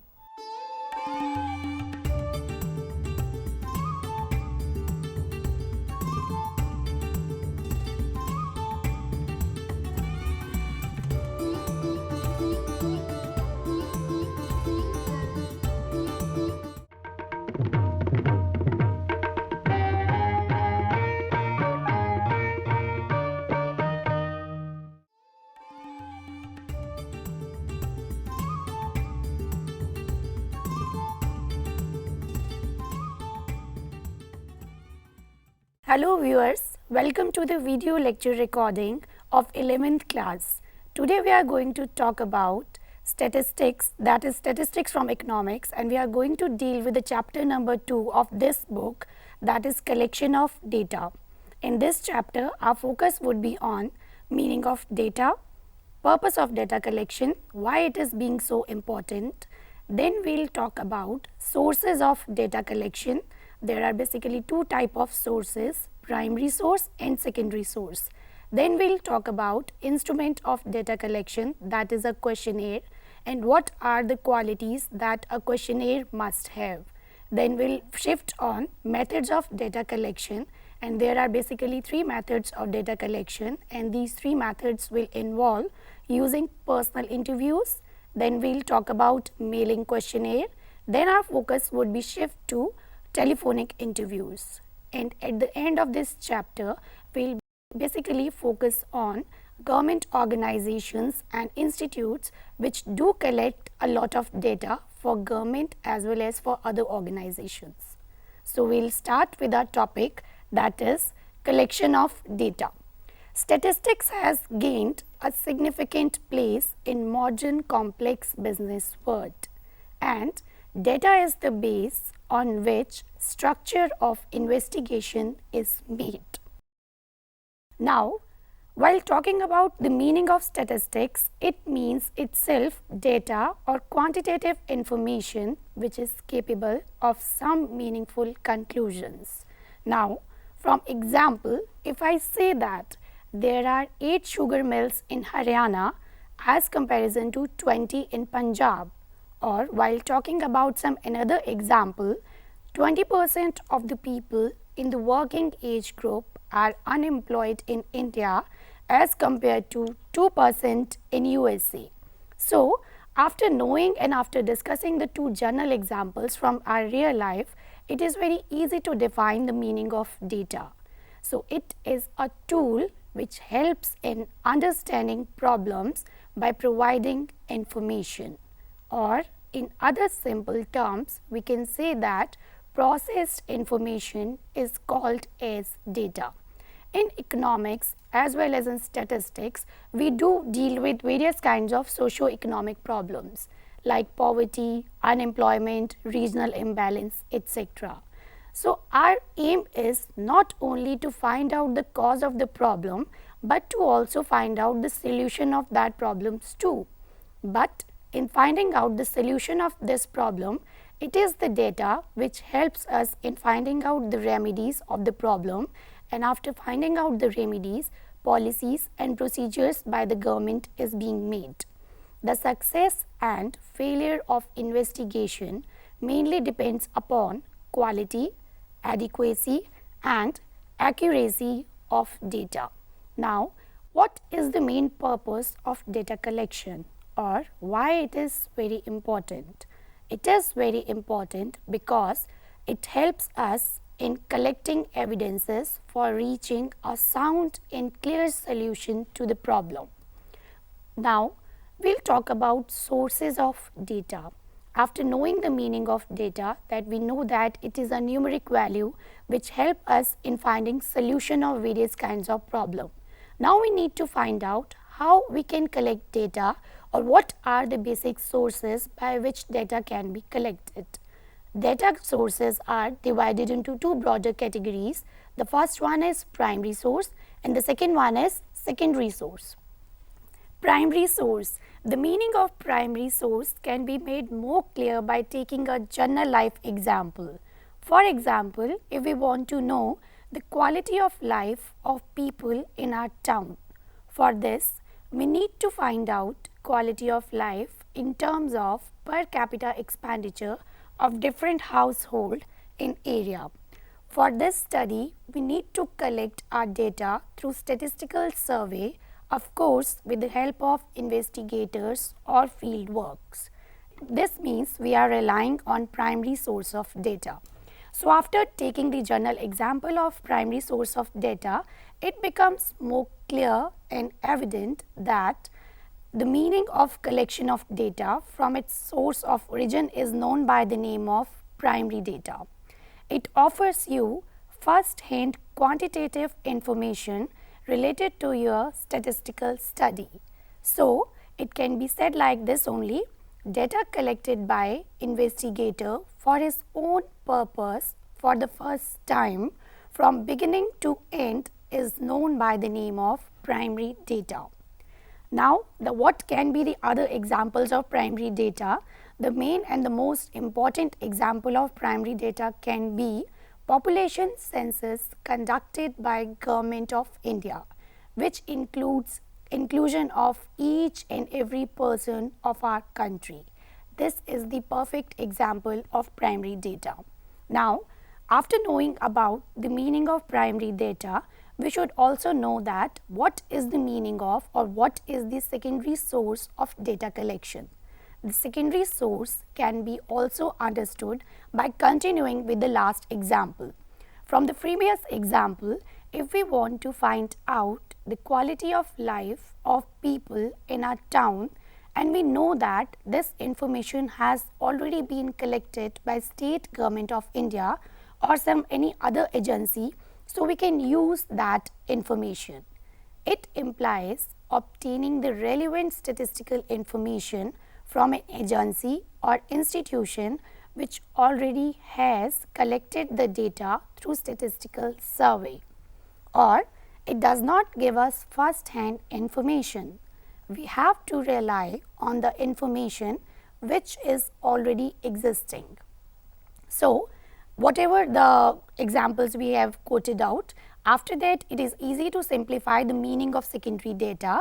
It can be data collected by any other person is known by the name of secondary data, because it is not collected by investigator, rather it has been collected by another person.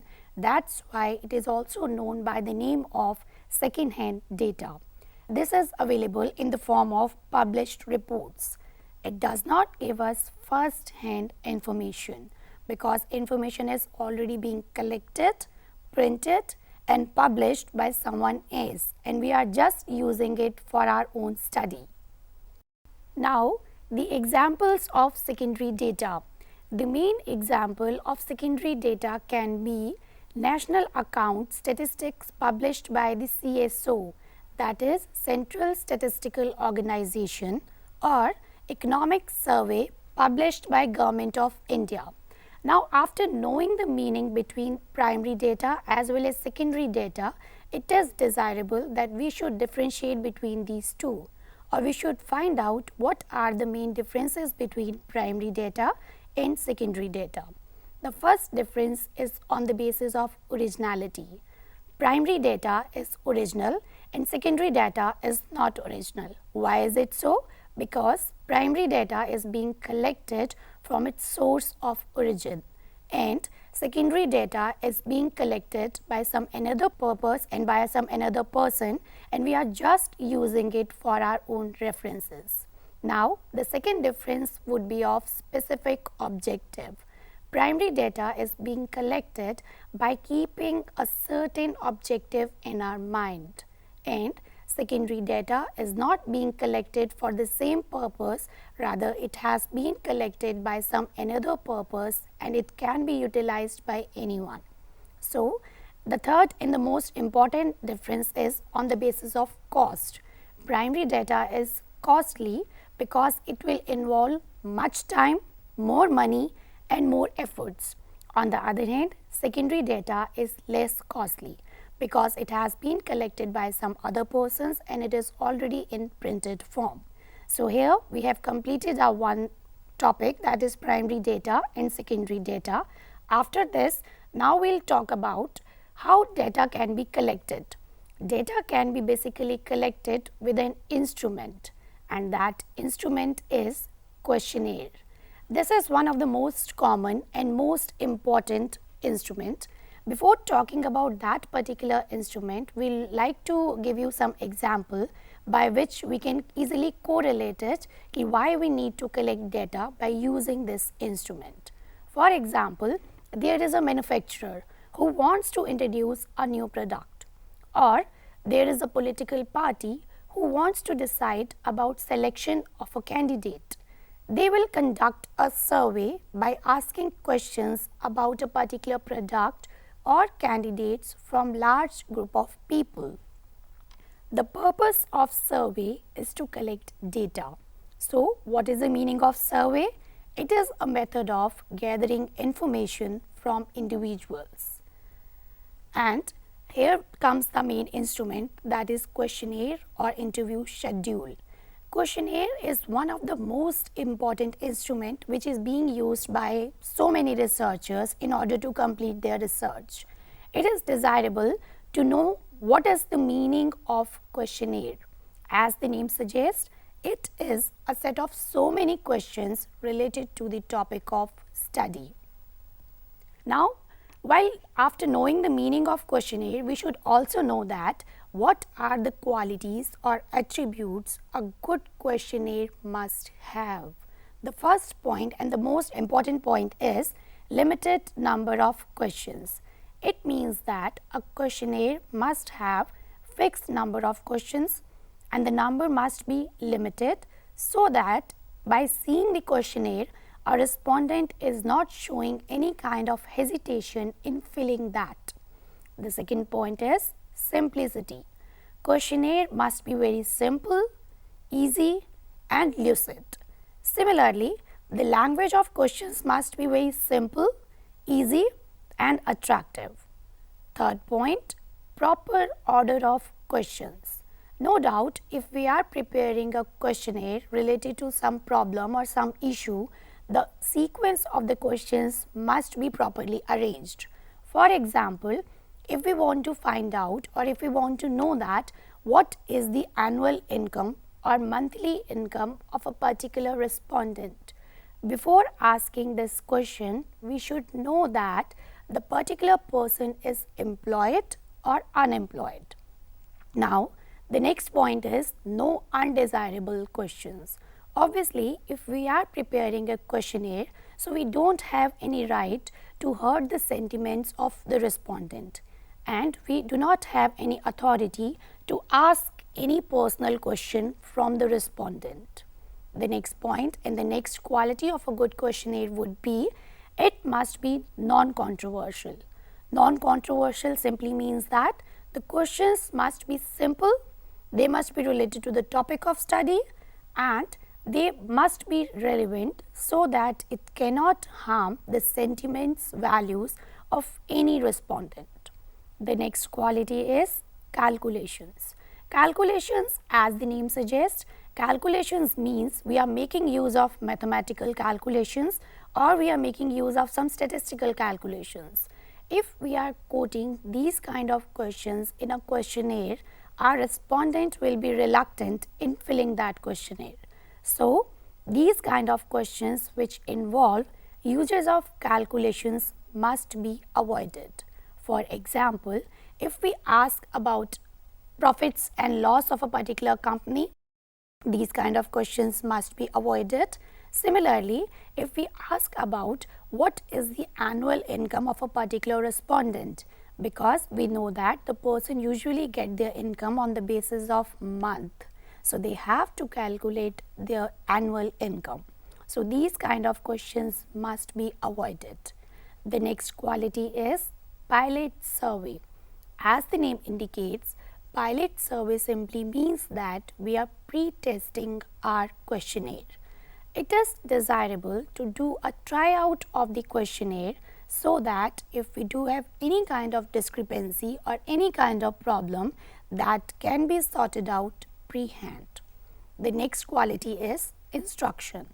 This quality is basically associated with interviewer or the instructor because its main job is to give proper instructions to the respondent before giving him the questionnaire. Each and every instruction must be given in proper manner. The next quality of good questionnaire is request for return. Definitely, if we are preparing a questionnaire related to our topic and we want that questionnaire to be fulfilled by so many respondents, then instructor has to request to the respondents that kindly fill the questionnaire and return it back. The next quality is multiple choice questions are most appropriate. Obviously, if we are fulfilling a questionnaire or if we are completing a questionnaire, we do search for various options. For example, instead of asking a student what is the mode of conveyance you are using for going school, the better option would be what is the mode you use for going school. Option 1, bus. Option 2, by your own. Option 3, with your friends. And option 4, by using scooter. So, these kind of questions are easy to fulfill from the respondents. The next quality is the questions should not use double negative. These all essential qualities or attributes must be necessary for the success of a questionnaire. Now, it can be become more clear by taking some real life examples of questionnaires. Now, we will discuss some questions. By looking at these questions, it will become more clear that how a question can be framed in order to get fruitful result from the respondent. For example, if I ask, do you spend a lot of money on books in a month? The similar question can be framed in a logical manner by giving some options. Then it will become like, how much do you spend on books in a month? Less than rupees 200? Between rupees 200 and 300, between rupees 300 and 400, and more than rupees 400. Now, the questions starting with would not you or don't you should be avoided because these kind of questions may lead to biased responses. For example, if I ask, don't you think smoking should be prohibited? No, this is the example of a bad questionnaire. This question can be asked in a manner like, do you think smoking should be prohibited? Now, while summing up all the things we have discussed today, we can summarize it like that. Data is a numeric value which helps us in finding the solution of various problems. The success of any investigation is basically dependent upon collection of a proper data. After that, we talked about sources of data collection, and these are primary source and secondary source. Primary source simply means that when we are collecting our information for the first time from its source of origin, that is primary data. On the other hand, secondary source of data means we are not collecting our information for the first time, rather it has been collected by any other agency or any other government organization, and it is available in printed form, and we are just using that printed information for our study. After that, we talked about instrument of data collection, and the most common instrument is questionnaire. We discussed the meaning of questionnaire, that is a set of questions related to our problem of study. Then we discussed some qualities or attributes that a questionnaire must have. So, in our next lecture, we are going to study about ways of collecting data. We focus on 3 methods of data collection as well as other methods like sampling and census method. Till then, enjoy reading and enjoy yourself. Thank you.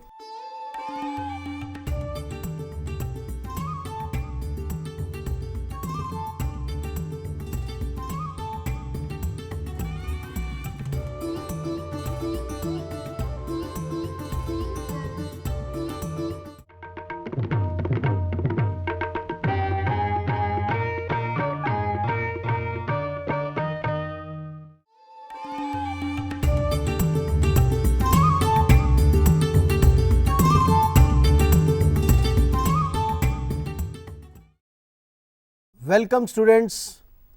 Today we are going to start with concepts again, continuing with the chapter 2. The first concept for today is materiality concept. It means we have to focus on important points.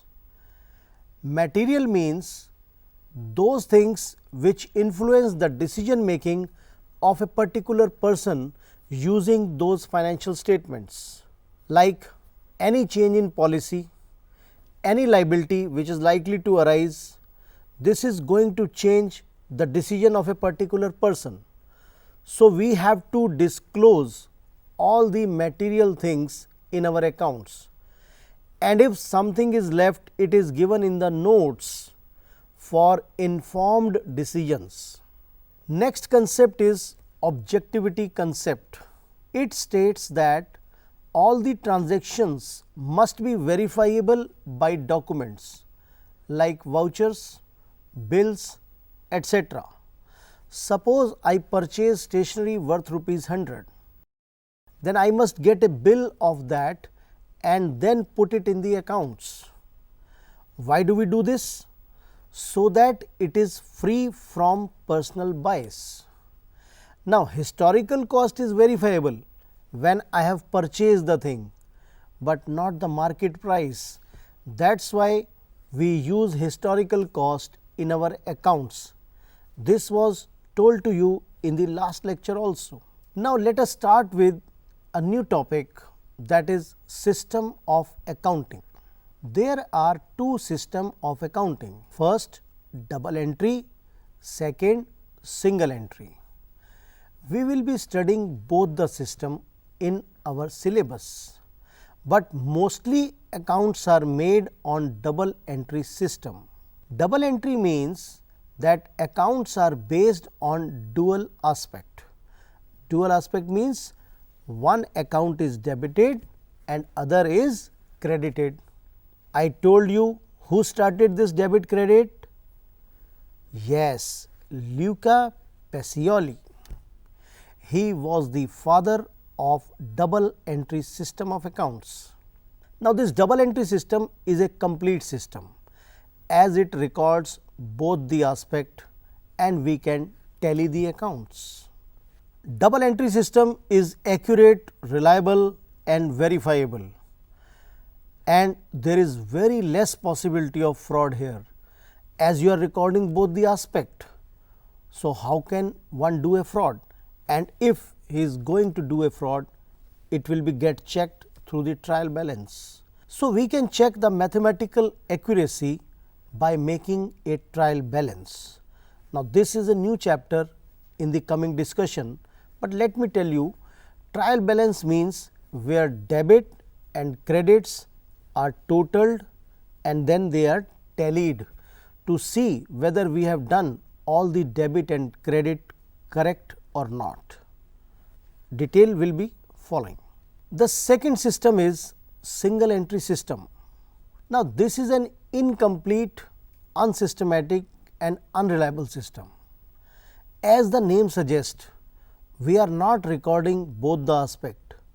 Single entry means one aspect, and sometime we are recording two aspect for one transaction, one aspect for other transaction. And moreover, we are recording about only personal accounts and cash books and not about other things like real account, etc. For some transaction, one aspect is recorded and for other both aspects are recorded. In fact, it is not even a system, it is a lack of system. But this is followed by small businessmen, as it is very simple and flexible. But please note, there is more possibility of fraud, because if you are not recording everything, somebody can play the games. So, this is a very tricky type of thing. Then we have to see what are the bases of accounting. There are two bases of accounting. First is cash basis and second is accrual basis. Generally, we follow accrual basis, but let us understand both the things. In cash basis, entries are made when cash is received or paid. Now, this cash basis is against the matching concept, which stated that revenue of a particular period should be matched with the cost of that period. But in cash basis, you can receive cash for previous year also, for the next year also. So, this will be against the matching concept. Accrual basis recognizes the things on occurrence rather than when they are paid or received.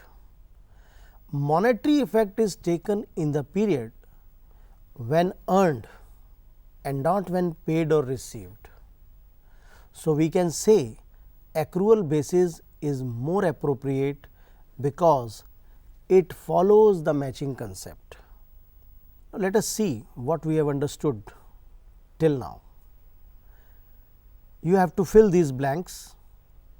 If a firm believes that some debtor may default, then making the provision for bad debt is an example of which concept? Try it. Somebody is not paying the money and you are making a provision for it. So, it is a best example of yes, conservatism concept.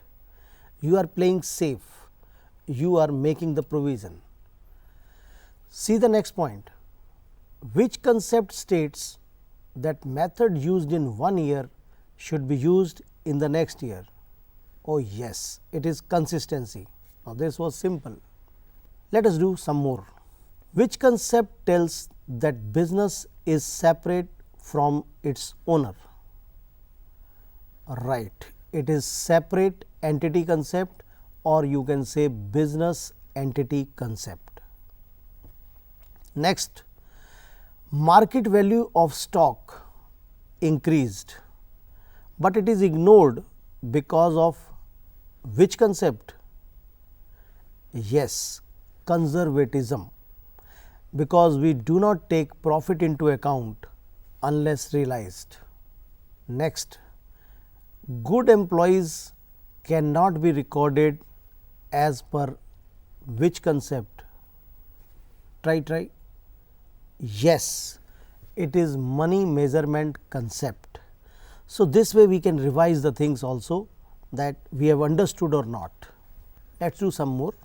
If a firm believes that some debtors may not pay, then all possible losses recorded in the books is an example of which concept? All possible losses this is the crux word. Yes, it's conservatism concept, because here we record all possible losses, but never record the profits. Again a simple one, business is separate from owner is, yes, separate entity concept or business entity concept. So, these are some examples which you can see that you have understood or not. Let us start. Which concept states that if one method is used in 1 year, it should be used in another year also? Which method? Try it. Yes, consistency. Market value of stock increased is ignored due to which concept?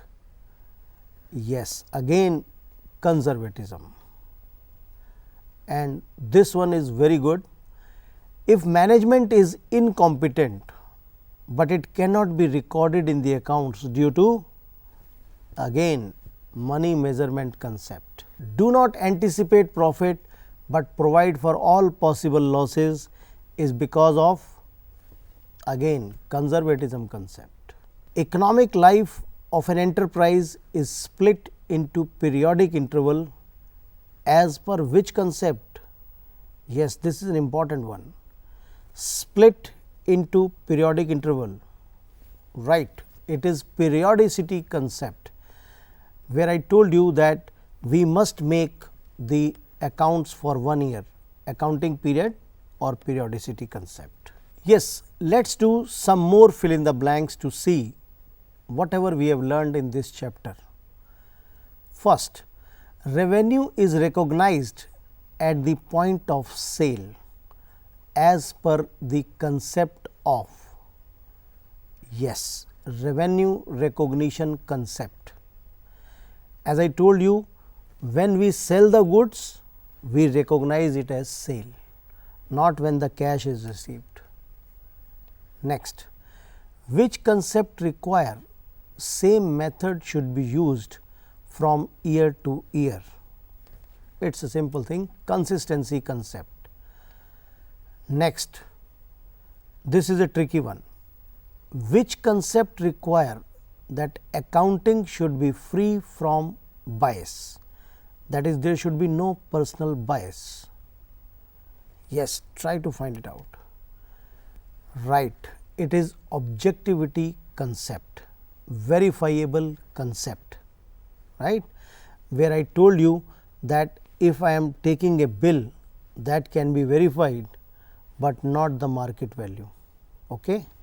Next one, recognition of expense in the same period as the revenue is called dash concept.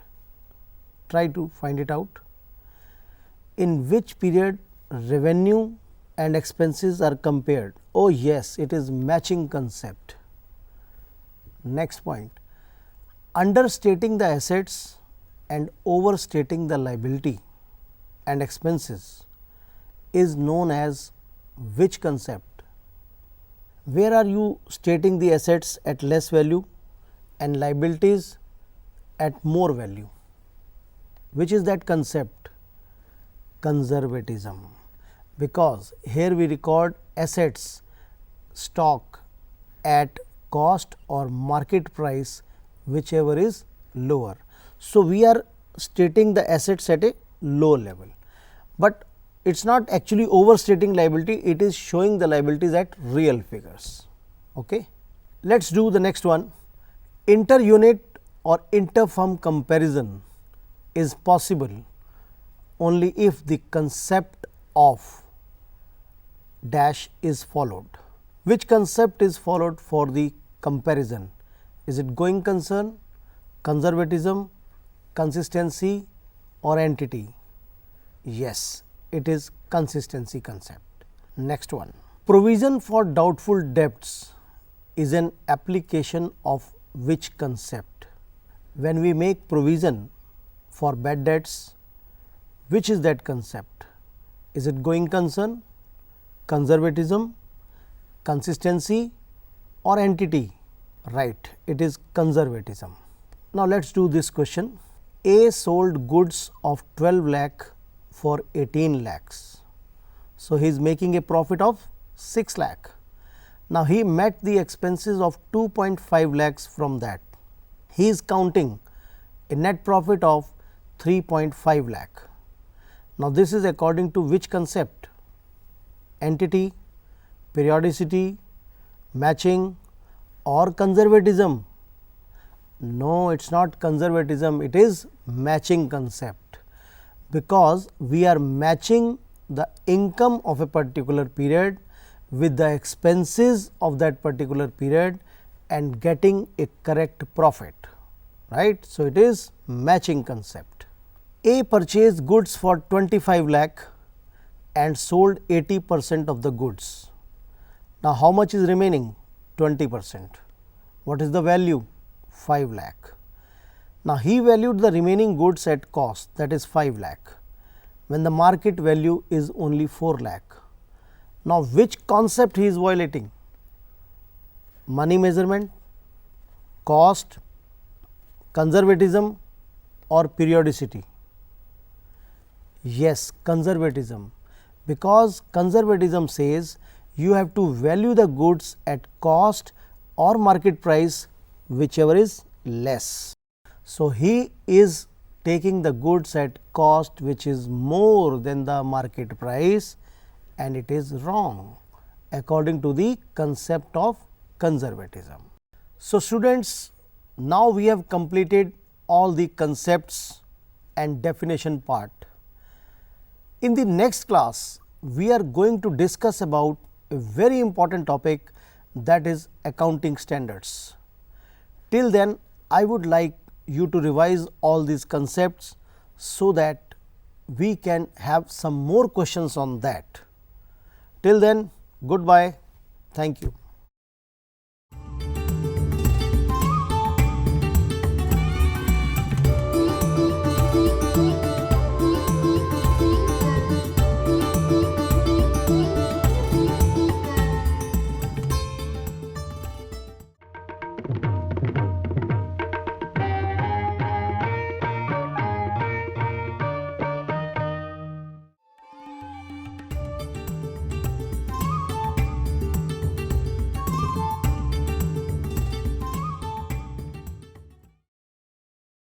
Welcome students. Today we are going to start a new topic, accounting standards. This is the last topic in chapter number 2. Let us begin.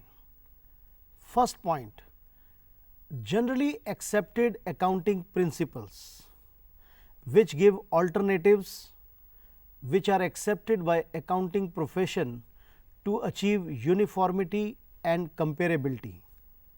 This means काफ़ी सारे alternatives हैं हमारे पास जिससे हम uniformity और comparability achieve कर सकते हैं. What is the main aim? The main aim is to increase the utility of the accounting statements for various users. अगर यूनिफॉर्मिटी और कंपेरेबिलिटी होगी तभी तो लोगों के काम आएंगे वो standards. Now if there are more treatments, variety of alternative treatments, this is going to create confusion in the mind of the users also. एक ही चीज़ के कई तरीके, confusion. So, in order to bring uniformity, comparability and consistency, ICAI, Institute of Chartered Accountant of India, has constituted an accounting standard board which give due consideration to all the relevant international accounting standards and other bodies, so that we can make some standards which are applicable to all the business organizations. Now, how the AS emerges or how it starts? The process starts with Accounting Standard Board identifying those areas where we require uniformity, and then they develop a draft accounting standards. After discussion with government representatives, public sector undertakings, that is PSU, and other related parties. After the discussion and making the draft, they submit it to the Council of ICAI. The Council is an elected body. So, the Council of ICAI then notify it and apply it, that these standards will be applicable from now onwards.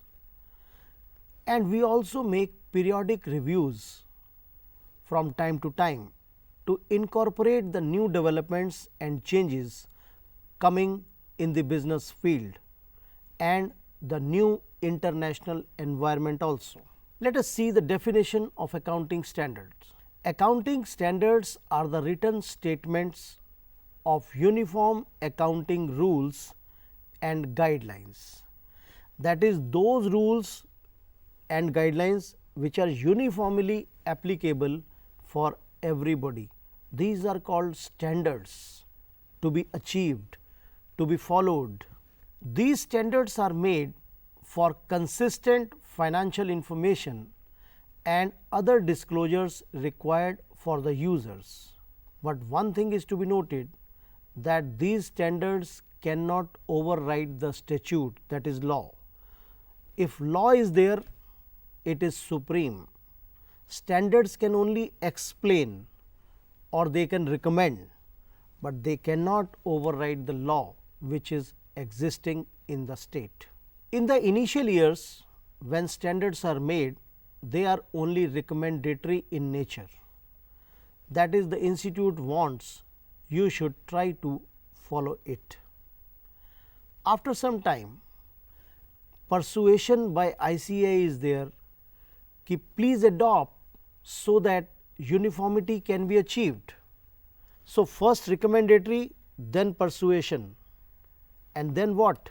And then once awareness is created, steps for its enforcement and compliance are made. If there is a non-compliance, the organization has to disclose the reason for deviations, and if possible, they have to disclose the financial effect of the deviations also. Suppose somebody is not following a particular standard, he must explain why they are not following, and if they are not following, what is the financial effect of that, so that the person using the statement must be clear in his mind that this particular organization is not doing this standard. So, I must take the results with that particular thing in mind, and I must take the decision based on that. So, accounting standard deals with four things. First, they recognize the transaction and events which are to be recorded in the books of account. Then measurement of these transaction and events, how do we measure them? Third, the presentation of these transaction and events, how they are to be presented in the books of account. And the last one and very important one, disclosure requirement, that is, you must tell what has to be disclosed in the books, how it has to be disclosed in the books. Let us do some questions to see whether we have understood the topic. First question: accounting standards in India are issued by first central government, second state government, third ICAI, or fourth Reserve Bank of India. Yes, it is a simple one, ICAI. Let us do the next one. It is essential to standardize the accounting principles and policies to ensure first transparency, second consistency, third comparability, or all of the above. Why do we standardize the principles? Transparency means पारदर्शिता, consistency एक जैसा principle follow करना, comparability सब कंपनियों की business information को compare कर सकना. I think the answer is all of the above, because we are making the standards for all these three things. आइए एक और क्वेश्चन देखते हैं. Accounting standards, first harmonise accounting policies. Harmonise means एक जैसी माला में गुंथ जाना, एक जैसा लगना, अकाउंटिंग पॉलिसीज को एक लाइन में जोड़ देना. सेकंड, एलिमिनेट नॉन कंपेरेबिलिटी, यानी नॉन कंपेरेबिलिटी को ख़त्म करना और कंपैरिजन को इंक्रीज करना. थर्ड पॉइंट, इम्प्रूव रिलायबिलिटी, विश्वसनीयता को बढ़ाना. और fourth, all of the above. Natural है ऑल ऑफ द अबव, क्योंकि we are doing all these three things in accounting standards. Let's do one more. Let us revise the previous one. Debiting the capital account for drawing of proprietor is a concept of, यानी अगर drawing कर रहा है proprietor और हम debit कर रहे हैं capital, which is the concept? First, going concern, entity concept, money measurement concept or accounting period concept? No, it's not money measurement, it is not going concern. Yes, it is separate entity concept, because business is different from proprietor. So whenever he is going to withdraw the money, we will debit his capital as withdrawal, and it is because business is different, businessman is different, right? So students, what we have discussed in chapter number 2 is about GAAP, generally accepted accounting principles, various concepts and conventions which are to be followed in accounting. In the next section, we have revised system of accounting, basis of accounting and accounting standards, that is cash basis, accrual basis, double entry, single entry, and why do we make accounting standards, who makes them, we have to follow them to make our accounts look like satisfactory and comparable. So these things you must revise, and theory is very important, you know, for the coming chapters in which we will be doing practicals also. In the next class, we will be doing chapter number 3. Till then, goodbye. Thank you very much.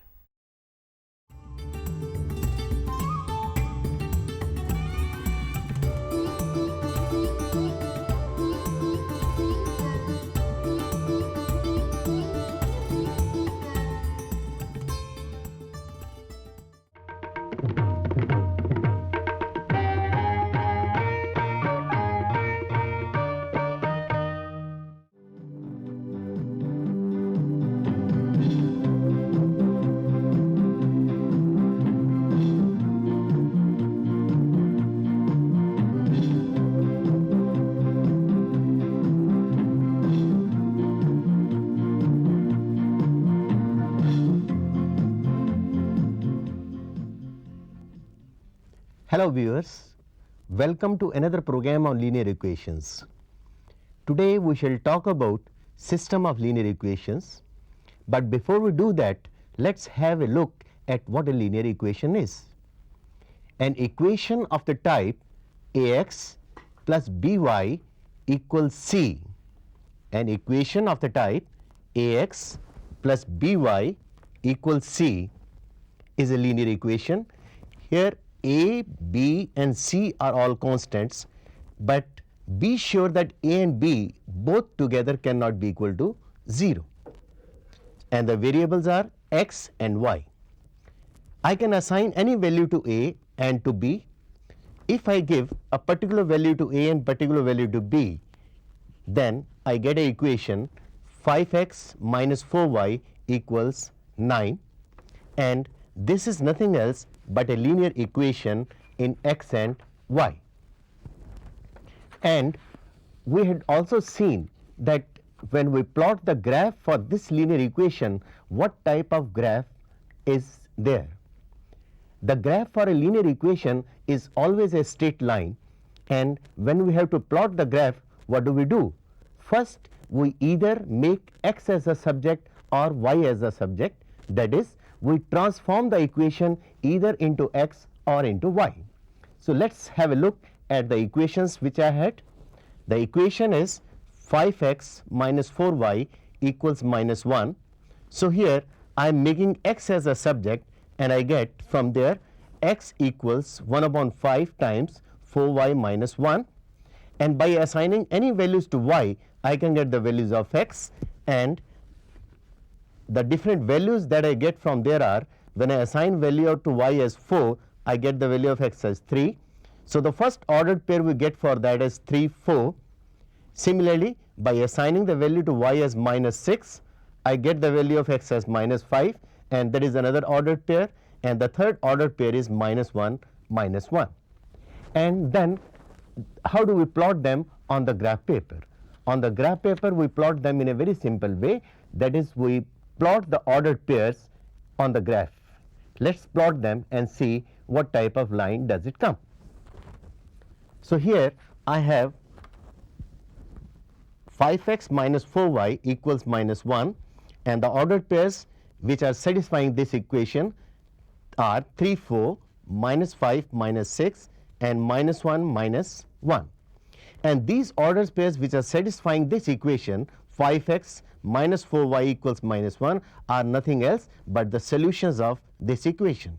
So, let us plot these points on the graph paper. So, the first ordered pair is 3 4. So, to plot 3 4 I move 3 distances onto x axis, 1 2 3, and for y axis I have to move 4 units up, 1 2 3 and 4. So, this is the pair, this is the point whose ordered pair is 3 and 4. Now, let us plot the other ordered pair, that is minus 5 minus 6, and be sure that the first value in the ordered pair always corresponds to value of x and the second value corresponds to value of y. Now, since it is minus 5 units, so from the origin I will move towards left, 1 2 3 4 5, that becomes minus 5, and for minus 6 units which direction do I move? Do I move upwards or downwards? The upward directions are taken as positive and downwards will be taken as negative.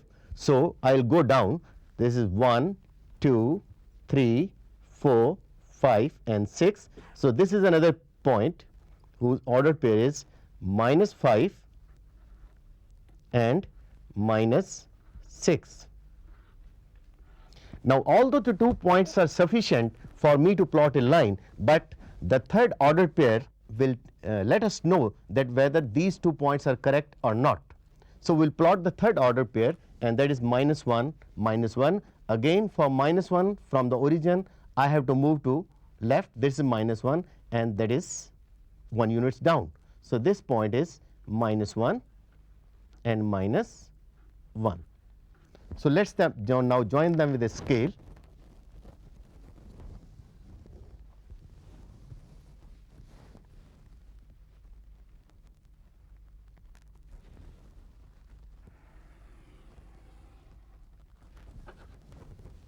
So, on joining these points by the scale, I find that all the 3 points are in the same straight line. Now, if I happen to take any other point outside the line, let us take this point. Can you find the ordered pairs for this? The ordered pair for this point is 1 unit on x axis and minus 1 unit. So, this ordered pair is 1 and minus 1 and minus 1. So, can you tell me now that 1 minus 1 will be the solution of this equation or not? So, let us put that in the equation and see whether this equation becomes a true statement or a false statement. So, that is 5 times 1 minus 4 times minus 1. So, that makes it 5 plus 4 and that is equal to 9. But what is the right hand side of my equation? That is minus 1. So, but this, the solution of the left hand side is coming as 9. So, naturally 9 is not equal to minus 1.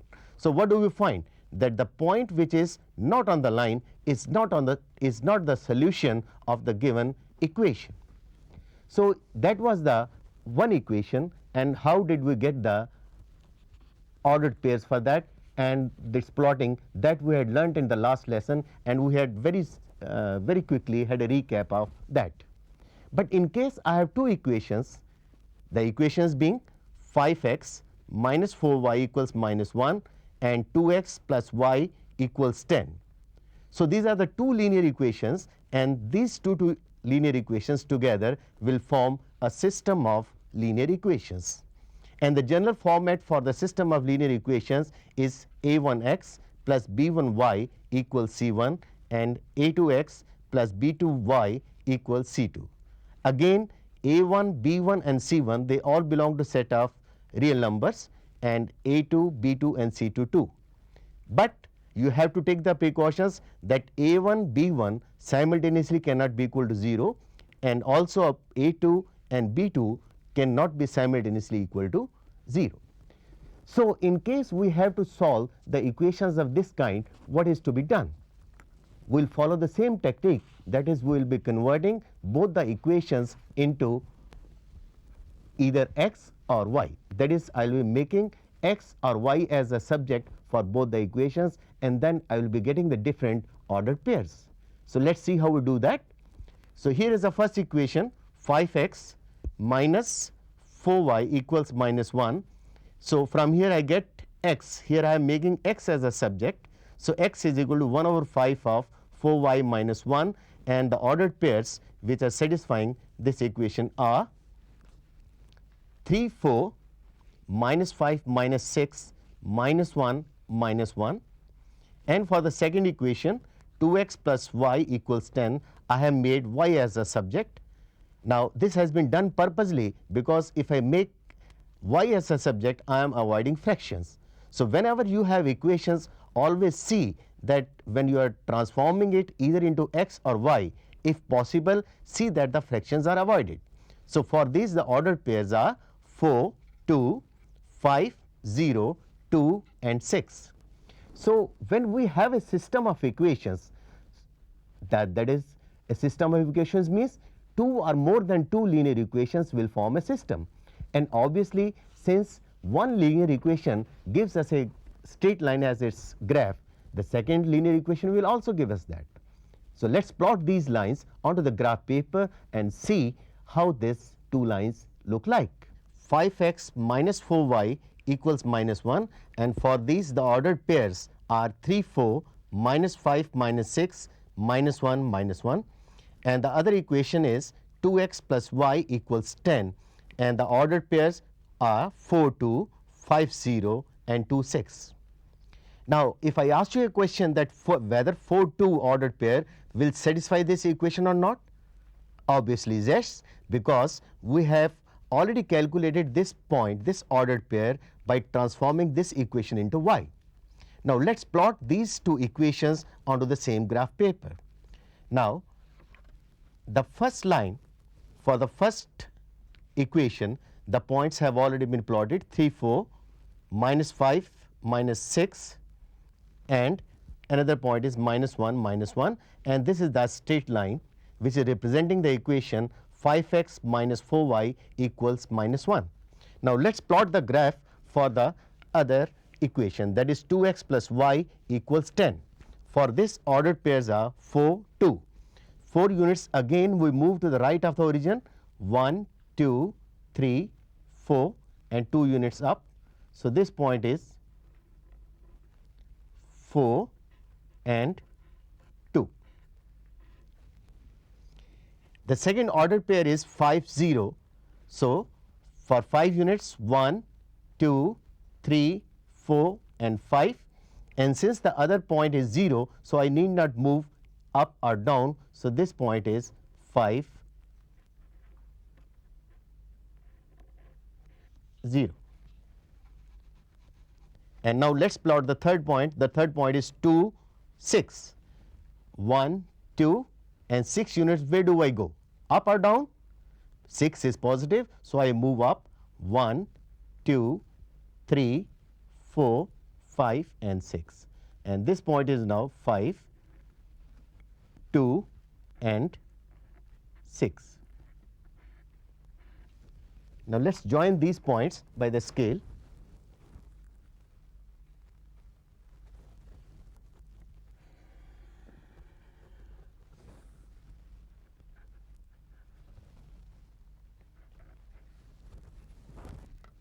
So, here what do you find? That these two lines are intersecting at one point, and that point is over here. To get the ordered pairs for this point, I have to plot the perpendicular onto x axis and onto y axis. For x axis, this is one distance and here is the other distance. So, how do I get the ordered pairs at this point? So, to reach at this point, I have to move 1, 2 and 3 units horizontally and in the positive direction, and 4 units 1, 2, 3 and 4, 4 units up. So, this point has the ordered pair 3, 4. And what is the beauty of this point? This point is lying on this line as well as on the other line. So, that is, this point is such a ordered pair which is satisfying both the equations, that is 5x minus 4y equals minus 1 and 2x plus y equals 10.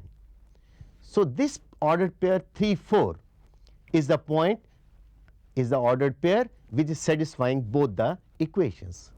So, here when we plotted the graph for the two equations, we found that the two lines are intersecting at one point. Let us have a look at the graph once again. So, here the two lines are intersecting at this point. Is there any other point where these two lines are intersecting? Obviously, there is no other point where these two lines are intersecting.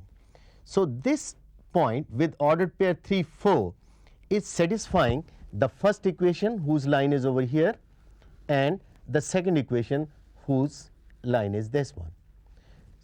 This point is present in both the lines, hence we say that this point is a solution for both the equations, and hence this is a solution for the system of equations, and the system is 5x minus 4y equals minus 1 and 2x plus y equals 10. So, here we saw that when the two lines plotted on a graph paper, they intersect in a point, the ordered pair corresponding to that point satisfies both the equations, and hence it forms the solution of the system, and hence it forms the solution of the system. But now, let us have a look at another system, and here the equations we are taking are 4x minus y equals 13, and the other equation is 8x minus 2y equals 26. Transforming the first equation into x, we get x equals 1 over 4 times 13 plus y, and the ordered pairs corresponding to this are 2 minus 5, 4, 3, 1 and minus 9. And for the second equation, 8x minus 2y equals 26, x equals 1 over 8th of 26 plus 2y. The ordered pairs for this equation are 4, 3, 3 minus 1, 5, 7. Now, once again we will plot these ordered pairs for the two lines, two equations on the graph paper, and see how do these lines look like. So, here is the first equation, the 4x minus y equals 13, and the ordered pairs we are taking for this are 2, minus 5 and 4, 3. So, let us first plot these 2 points. First point is 2 minus 5, again 2 being positive, I will move to right 1, 2 and minus 5 units. Which direction do I go? Up or down? Because it is a negative distance, I will be going down. So, this is 1, 2, 3, 4, 5. So, here is this point which is 2 and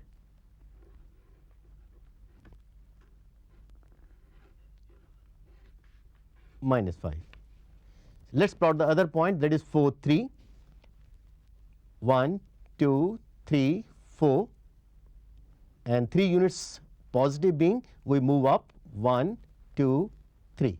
So, this point is 4 and So, corresponding to the first equation, I have this line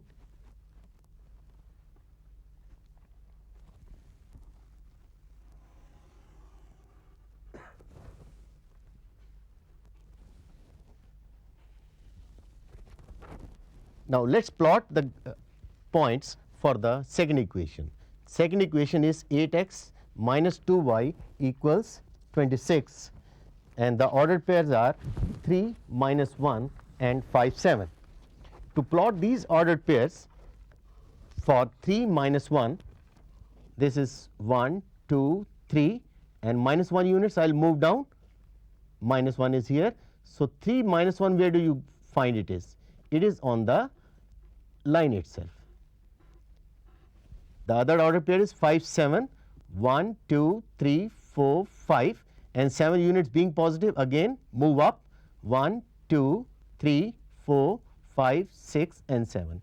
So, this point is also lying on the previous line. So, what do you find? Here the ordered pairs for the first line and that of second line, they are lying on the same line. So, what can we say? Here in the previous case, when we saw the lines were intersecting, but here the two lines are just overlapping each other. So, that means how many ordered pairs are there on this line? There are infinite ordered pairs, that is many ordered pairs are there, and all those ordered pairs will be satisfying both the equations, that is 4x minus y equals 13 and 8x minus 2y equals 26. So, this system 4x minus y equals 13 and 8x minus 2y equals 26 has infinite solutions. So, here we plotted the graph for two systems. In one case we found that the lines were intersecting and the point of intersection was a solution for the system, and in another case we found that the two lines were coinciding with each other. So, that means all the points on the lines were the solution for both the equations. So, we can summarize this as, in case there is a one solution or many solutions, such a system will be termed as a consistent system. And for a consistent system, if we happen to plot the graph will be either intersecting lines, and the point of intersection of the lines, that will be the solution of the system, that is it will be satisfying both the equations, or there will be many solutions when the lines are coincident. In that case, both the lines will be coinciding with each other. So, these are the two cases when we saw that the system is consistent. A consistent system can have one solution or it can have many solutions. But let us take now another case of a system of equations and plot their graph once again. So, here the system with me is 3x plus 2y equals 12, and transforming into y, I get y equals 1 by 2, 12 minus 3x, and the ordered pairs corresponding to this equation are 0 6, 6 minus 3 and 4 0. For the second equation, y equals 3 over 2 times 9 minus x, and the ordered pairs for this are 5 6, 3 9 and 7 3. So, let us now plot the graph for these ordered pairs. The first ordered pair here is 0 6. Now, 0 6 means I do not have to move any distance onto the x axis. So, this is 0 and 6 units I will move up, 1 2 3 4 5 and 6. So, this point is 0 and 6. The other point is 6 minus 3. 6 units being positive, I will move towards right, 1 2 3 4 5 6. Now, if I do not move up or down, this point is 6 0, but I want the point 6 minus 3. For minus 3 units, which direction do I move? I will move down 1 2 and 3. So, this point is 6 minus 3. On joining these 2 points, I will get one straight line,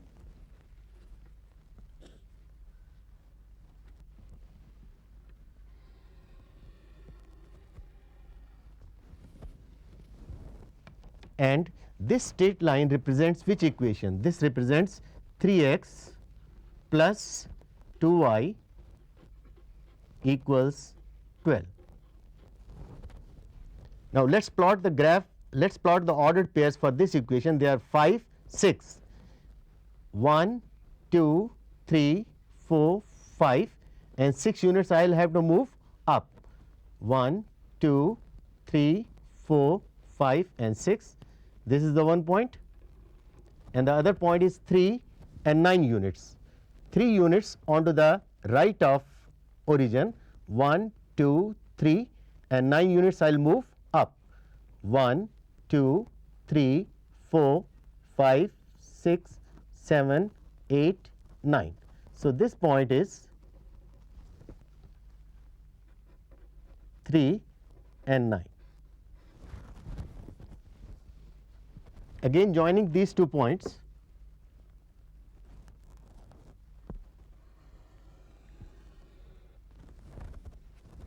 so this line is a x plus 2 by 3y equals 9. So, what do you observe in these 2 lines? Are these lines going to intersect anywhere? This line and this line? No, they are parallel lines. So, that means neither they are coinciding nor they are intersecting. So, will they have any solution? Obviously not, because they are not intersecting at any point. So, these 2 lines are not intersecting at any point. So, hence they have no solution. So, such a system which has no solution, that is called a inconsistent system of equations. So, a system having no solution will be termed as inconsistent system, and if we happen to plot the graph for such a system, this will be parallel lines. So, here we found that basically there are 3 types of systems: the consistent with one solution, or a system having infinite solutions is also a consistent, and if we have a system which has no solution, that is called an inconsistent system of equations. So, once again let us revise that what is a system of equations. For a system of equations, in case we happen to plot the graph, the intersecting lines will be representing one solution, that is, that ordered pair will be satisfying both the equations, and if the lines are coincident lines, then the system will have many solutions. The coincident lines means all the points on the line will be satisfying both the equations, and when we get the parallel lines, the system is considered as inconsistent because it has no solution. So, the system having no solution is called as an inconsistent system, and when we plot such a system onto the graph paper, it is represented by 2 parallel lines. So, today we learnt about the system of equations and their graph. In the next lesson, we will talk about the algebraic method of solving the system of equations. Until then, goodbye.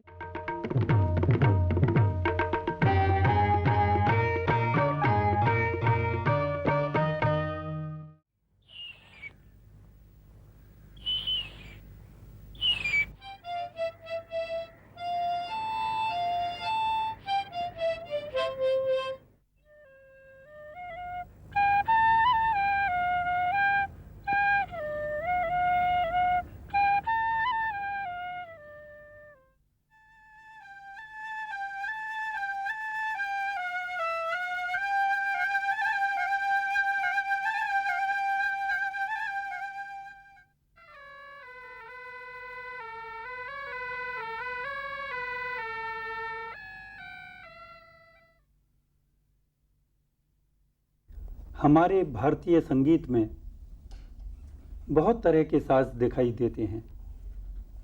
इनमें एक वो हैं जिन्हें हम फूंक मारकर बजाते हैं, यानी सुषिर वाद्य।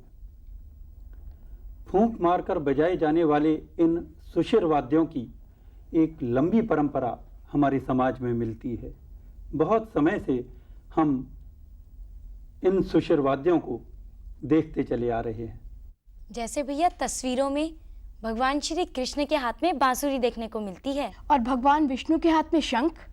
बिल्कुल ठीक, भगवान कृष्ण के हाथ में बांसुरी और भगवान विष्णु के हाथ में शंख। इतना ही नहीं, आपने शहनाई भी जरूर देखी होगी। काफी समय से हमारे समाज में वो प्रचलित है। और सपेरों के हाथ में बीन, वो तो आपने बहुत ही देखी होगी।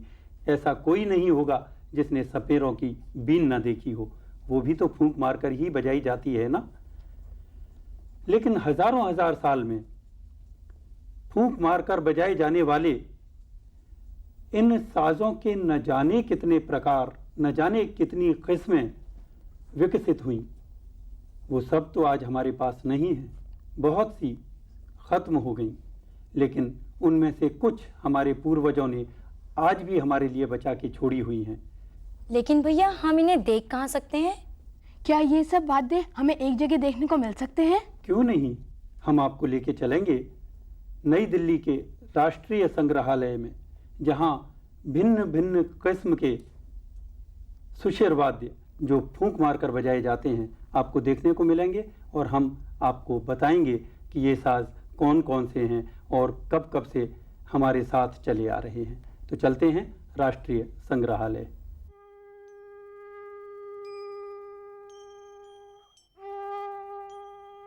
सुशिर वाद्यों को उत्सव वाद्य भी कहा जा सकता है।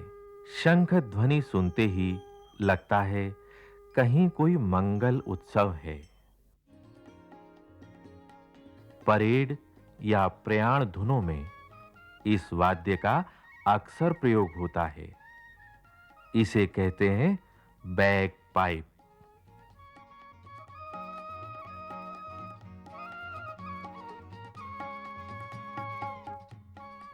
तिब्बत, भूटान, लद्दाख का एक रोचक उदाहरण है ये चोदुंग।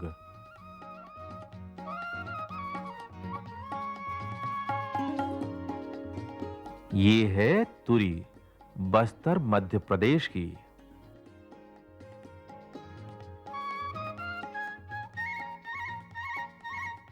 हमारे देश के प्राचीन साहित्य में तुरही या तूर्य का बराबर उल्लेख मिलता है।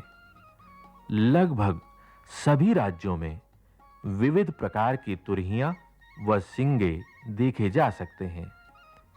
कहीं इन्हें तारपो कहते हैं, तो कहीं ताडपो, तो कहीं तुरी।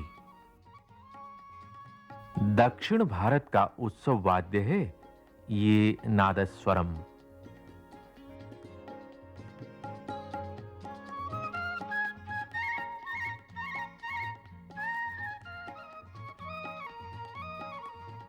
ये है लद्दाख का थुनचेन।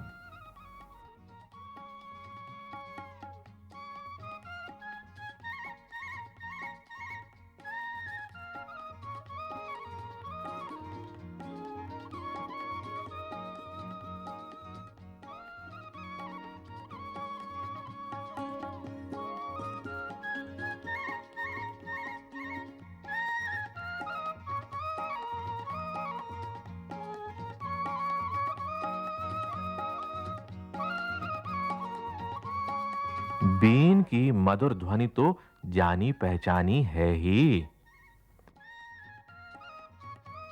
पहले युद्ध का ऐलान करने के लिए एक विशेष वाद्य का प्रयोग करते थे। जी हां, ये वही रणसिंगा है।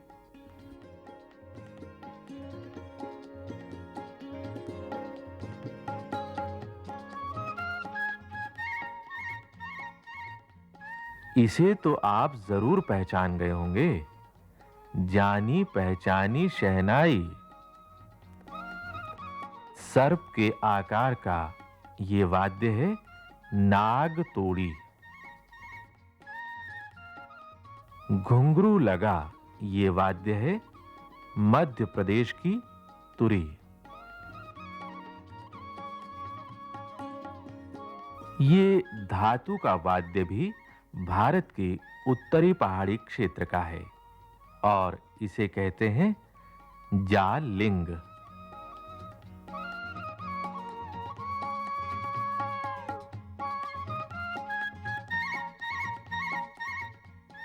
कितनी ही बांसुरियां, अलग-अलग आकार, अलग-अलग ध्वनियां।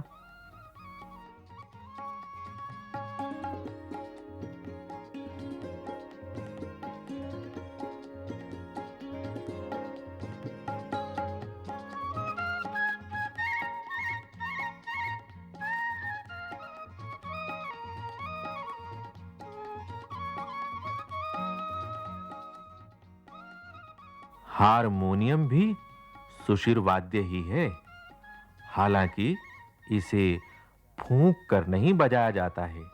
सच मंजरी, ये सुशिर वाद्य इतने प्रकार के हैं, मैंने कभी सोचा भी नहीं था। कार्तिक, ये तो अभी हमने थोड़े से ही वाद्य देखे हैं। वाद्य यंत्रों का संसार तो बहुत बड़ा है। हाँ मंजरी, और इन वाद्यों के आकार भी कितने अलग अलग हैं और ये सब अलग अलग वस्तुओं से भी बने हुए हैं। मैं तो इनमें खो ही गया था। सचमुच, इनकी मीठी धुन सुन के तो कोई भी इनमें खो सकता है। नहीं भाई, अभी से खोने की कोई ज़रूरत नहीं है। अभी हमें बहुत कुछ देखना है, बहुत कुछ समझना है। अभी हमें जानना है कि हमारी ये प्यारी सी बांसुरी कैसे बनाई जाती है। सबसे पहले चाहिए बांस का टुकड़ा। समान मोटाई वाला बांस का टुकड़ा अच्छी तरह जांच परख कर लिया गया।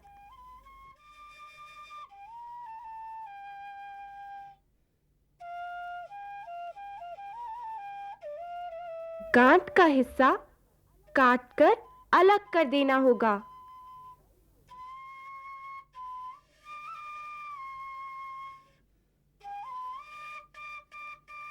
गोलाई को भी अच्छी तरह से घिसकर चिकना करना जरूरी होता है।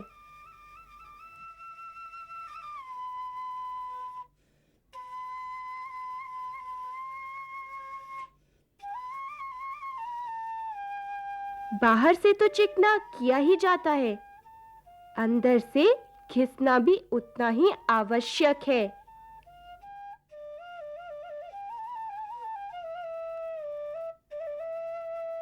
अंदर के और बाहर के दोनों ही हिस्से अच्छी तरह से चिकने किए जाते हैं।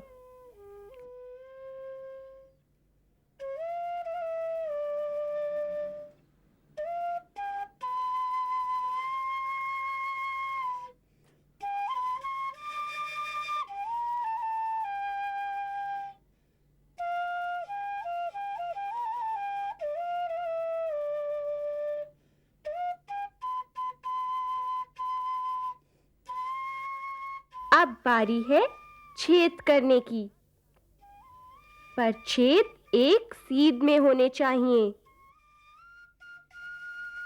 लोहे की छड़ को गर्म करके छेद किए जाते हैं।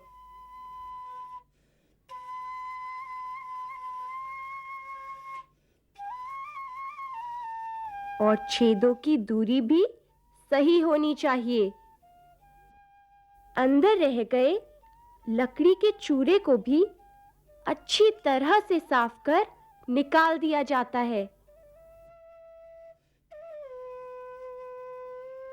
आपने देखा होगा, एक ओर से बांसुरी का हिस्सा बंद होता है। यह विधि है बंद करने की।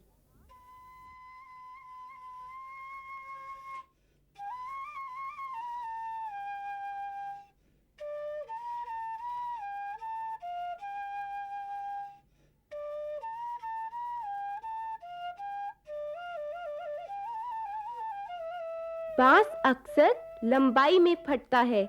डोरी बांधने से फटने की संभावना कम हो जाती है। लीजिए, तैयार है बांसुरी मधुर तान छेड़ने को।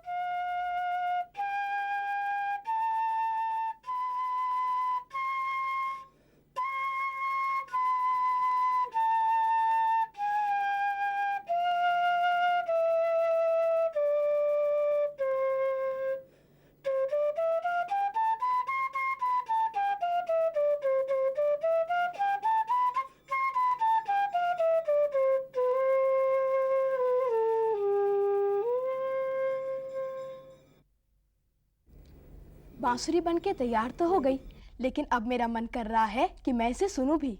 हाँ भैया, जब इतनी मेहनत से ये बांसुरी बनी ही है तो मन लीजिए, तो करेगा ही ना। तैयार इसकी प्यारी सी है धुन एक बार बांसुरी सुनो। मधुर तान जरूर, छेड़ने को। क्यों नहीं। बांसुरी बनाने में ही मेहनत नहीं होती, बांसुरी बजाने में जो साधना करनी पड़ती है उसमें भी बहुत मेहनत होती है। तो चलिए हम सब मिलकर सुनते हैं बांसुरी।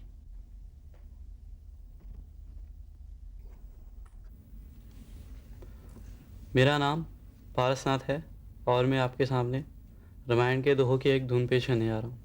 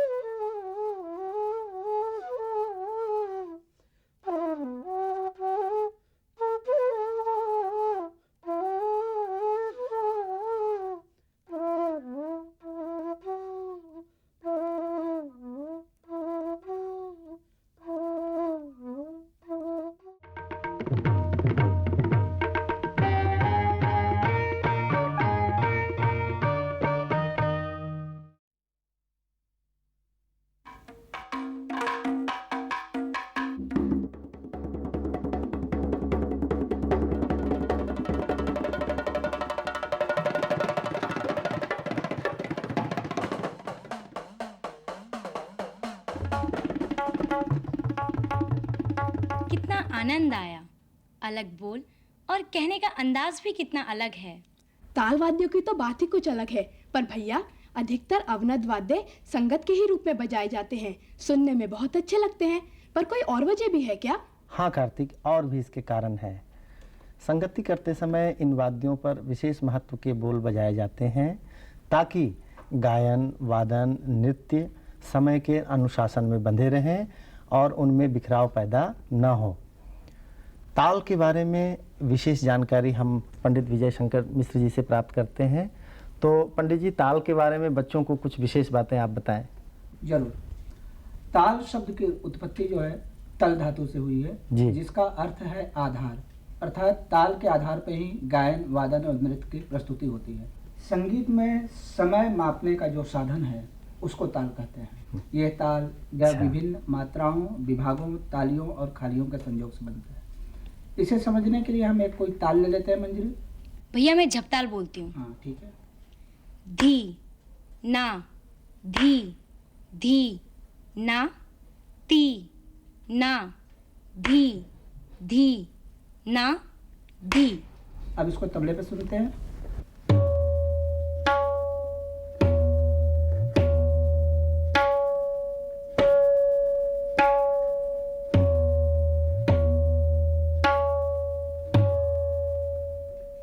तो बात समझ में आ गई? जी भैया। तो फिर कोई एक दूसरा ताल करके दिखाओ।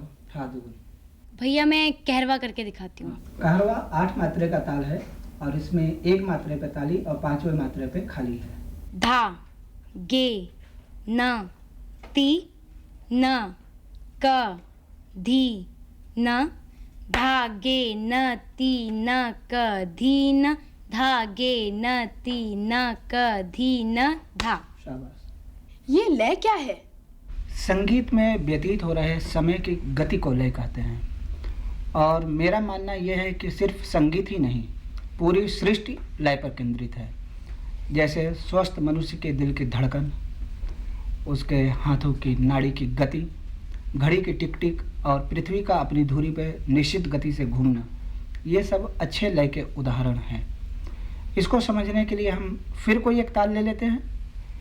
एक ताल ले ले। धिन धिन धागे तीर कीट तुन ना कत ता धागे तीर कीट धी ना धिन। इसे आप बजाकर दिखाएंगे सुधीर जी? जी।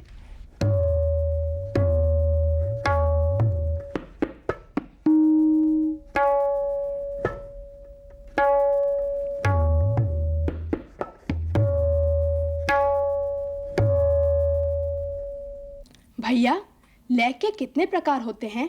लय के मुख्य रूप से 3 प्रकार माने गए हैं, विलंबित, मध्य और द्रुत।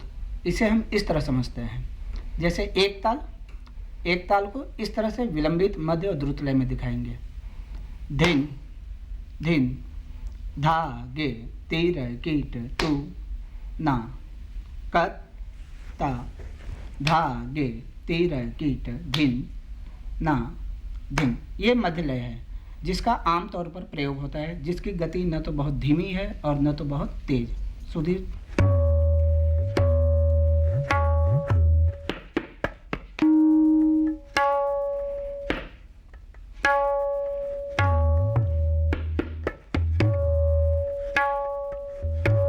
लेकिन इसी की गति को जब हम और धीमी कर देते हैं, जिसमें एक मात्रा से दूसरे मात्रे में जाने में थोड़ा विलंब लगता है, तो उसे विलंबित लय कहते हैं।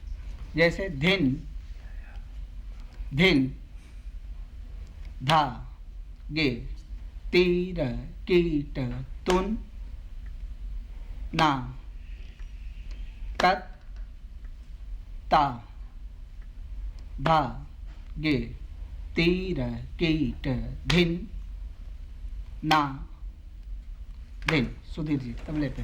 धिन धिन ना गे तीर कीट तुन ना कत ता धा गे तीर कीट धिन ना। मध्य लय से दुगनी लय द्रुत लय की होती है। उसको इस तरह करेंगे। धिन धिन धागे तीर किट तू ना कत ता धागे तीर किट धी ना धिन धिन धागे तीर किट तू ना कत ता धागे तीर किट धी ना धिन।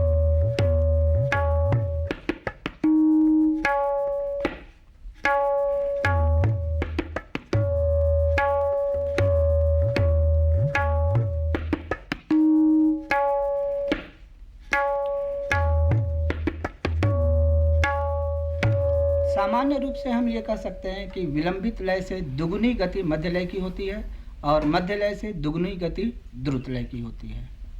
भैया, ताल वाद्यों की विविधता के बारे में कुछ बताइए। हमारे देश में हर प्रांत में और हर क्षेत्र में विभिन्न प्रकार के ताल वाद्य पाए जाते हैं।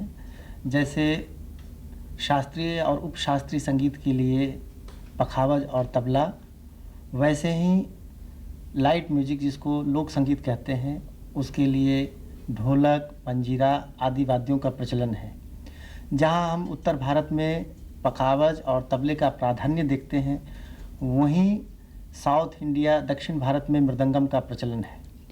अगर हम भारत के पूर्वी क्षेत्र में देखते हैं तो वहाँ मर्दल नाम का साज लोग बजाते हैं।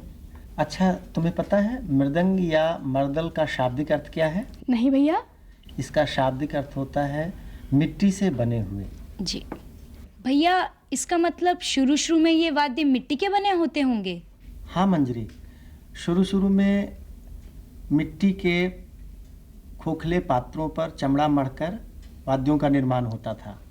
कालांतर में लकड़ी और धातुओं का प्रयोग कर इस साज को बनाया गया। अब प्रचलन इसका ज़्यादा है मेटल और लकड़ी का। अब ये तबले की जोड़ी है, कहीं कहीं तुम्हें बायां मिट्टी का दिख पड़ेगा। भैया तबले की शुरुआत के बारे में कुछ बताइए। हाँ, यह एक जटिल प्रश्न है, फिर भी मैं इसे बताने की कोशिश करता हूँ। तबला संबंधी नवीनतम खोजों से हम इस निष्कर्ष पर पहुँचे हैं कि अति प्राचीन काल का पुष्कर ही आधुनिक युग का तबला है। पुष्कर के आविष्कार के साथ ही अवनद्यवाद्य जगत में एक प्रकार की क्रांति आई। पुष्कर वह पहला वाद्य था जो हाथ से बजता था। इसके पहले के सारे वाद्य लकड़ी या गाय बैल की पूंछ से बजाए जाते थे। पुष्कर के मुख पर नदी किनारे की श्यामा मिट्टी लगाकर उसमें तरह तरह के बोलों को बजाने की व्यवस्था पहली बार की गई और इसमें लकड़ी के गट्टों को लगाकर अलग अलग स्वरों में मिलाने की व्यवस्था भी पहली बार हुई। ये सारी विशेषताएं हम आज के तबले में पाते हैं। नदी किनारे की श्यामा मिट्टी की जगह उसका बहुत ही परिष्कृत रूप स्याही के रूप में हम आज देखते हैं। इसलिए ये कहना गलत नहीं होगा कि तब का पुष्कर ही कुछ बदले स्वरूप के साथ आज का तबला है। अच्छा भैया, पुष्कर से इसका नाम तबला कैसे पड़ा? मुझे लगता है कि मुगल काल में पुष्कर का नाम तबला पड़ा। ईरान में तबल और तबल जंग जैसे कई वाद्य प्रचलित हैं जिनका मुख ऊपर की ओर होता है। मुगलों के भारत में आवागमन के पश्चात ईरान और भारतीय संस्कृति के समन्वय के फलस्वरूप यह वाद्य आज के तबले के रूप में विकसित और प्रचलित हुआ। यह तबले की तैयार जोड़ी है।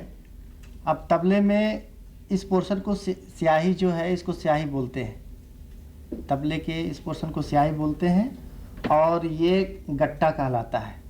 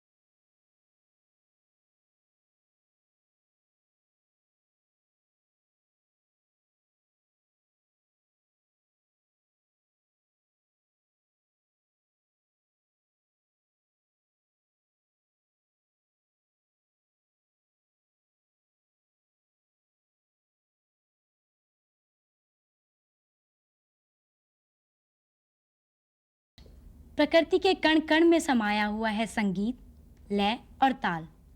कहाँ नहीं है लय और ताल? झरझर झरते झरने में, टपकते पानी में, पक्षियों की कलरव में और पत्तों की सरसराहट में। हाँ, प्रकृति की इन ध्वनियों से ही प्रेरित है हमारा संगीत। क्यों ना हम कुछ पल ठहरकर इस संगीत को खोजें और इस अपूर्व आनंद का अनुभव करें।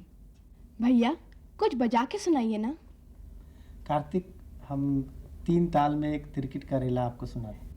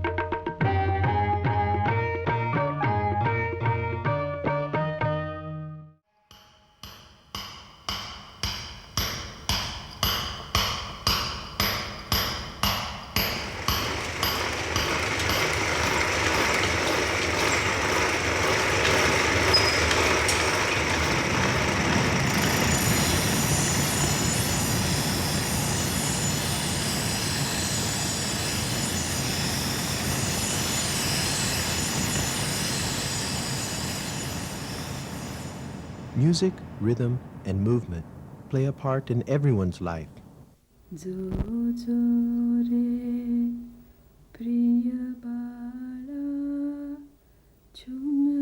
Even a newborn baby reacts to the gentle melody of a lullaby.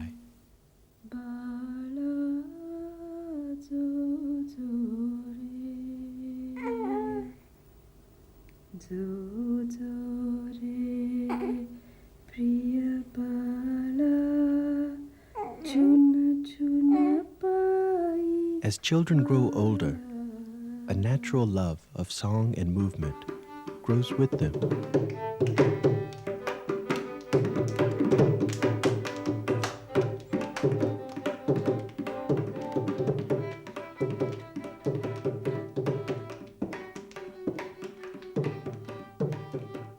But without guidance, their experience is incomplete.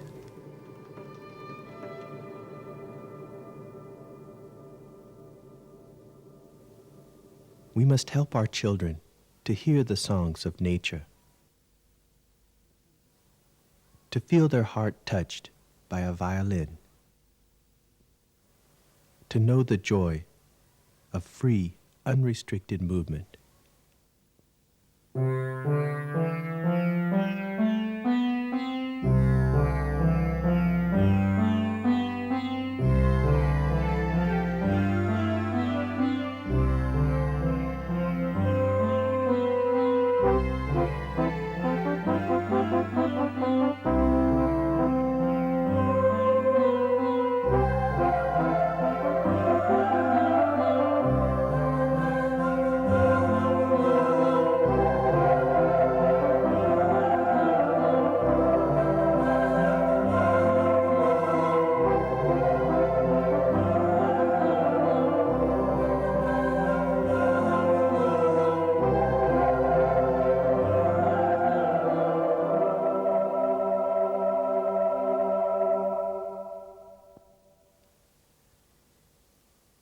development of musical skills begins with a basic component, sound.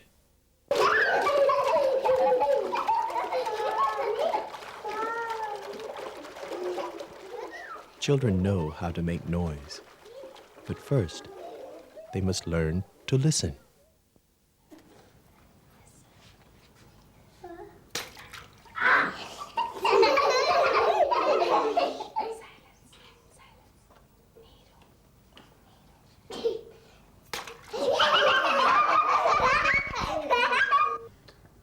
शब्द शब्द हाँ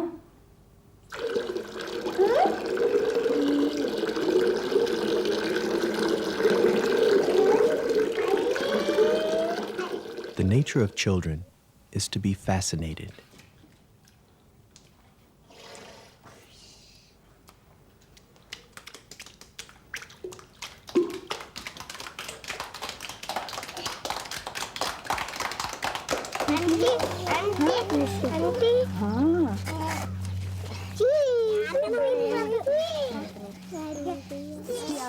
Simple, natural materials can be used to awaken a new interest in the world of sound.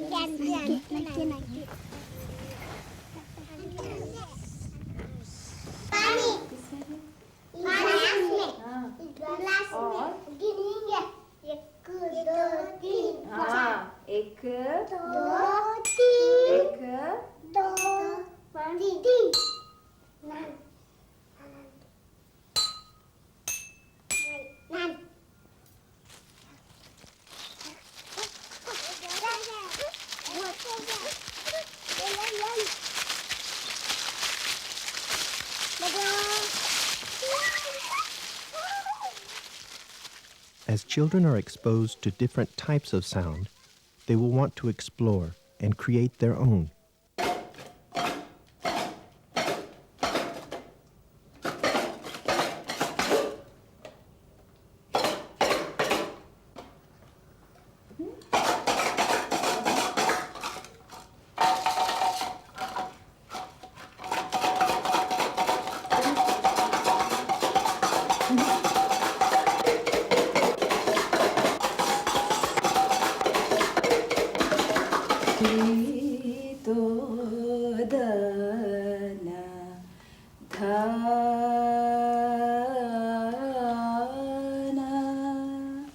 Once a child's ears have been trained, they are ready for the basic concepts of music.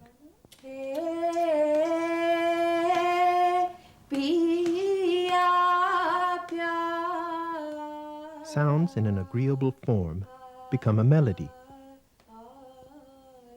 A melody can be expressed through the voice or through instruments.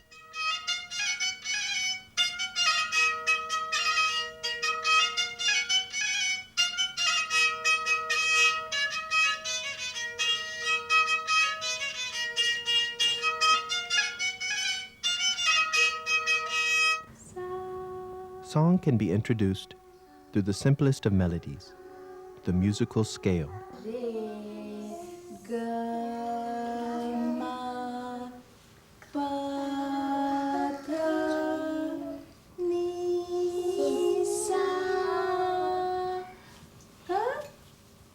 If young children are taught too seriously, they can lose interest.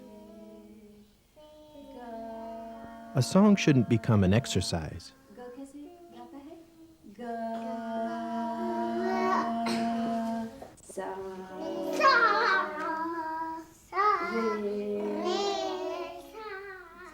Let children express themselves, and music will always be a source of joy.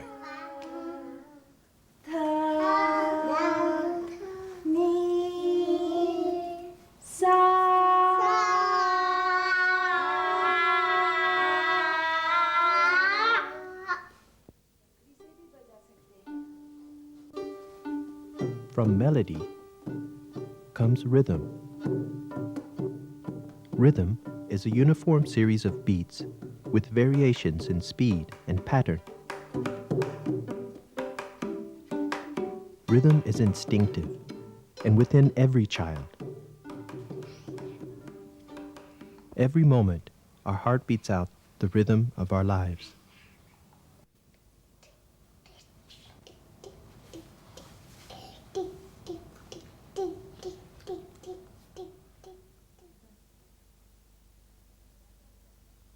हाथ नीचे डालो ऐसा हाँ अभी सुनने का मटक मटक चौली चटक चौली Rhythm can be learned by keeping time with words or nonsensical sounds. जिबेला आला फोड़ Moving the body to a rhythm develops the motor coordination of a child. At the same time, rhythm gets into their blood. फोड़ जिबेला आला फोड़ There can even be rhythm in silent mime.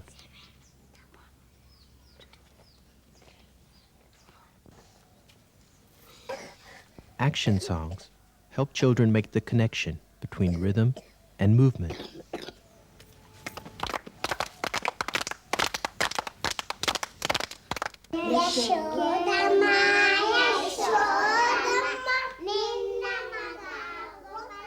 If action songs are taught as a drill, they can dull a child's interest.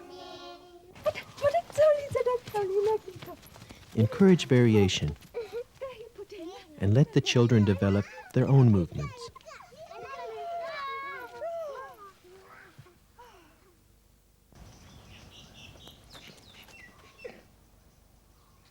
Through movement, children also learn about the objects in the world, internalize the nature of things by becoming them, taking on the character of birds, animals, a motorcycle, anything. आहा ये देखो हुआ हाँ हुआ हुआ तुम करो yes हुआ यहाँ से उंगली सब बंद और धीरे से आहा हा हा हुआ ता ता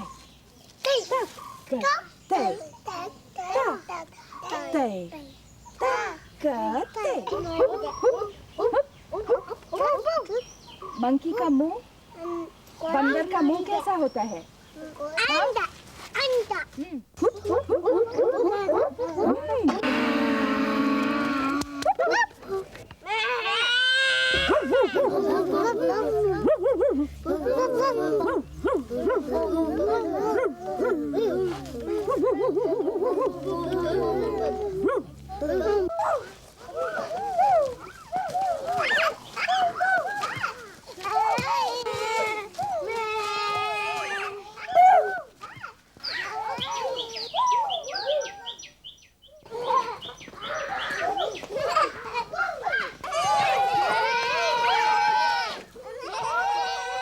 Children love animals. Just give them the basic inspiration, and like magic, they are transformed.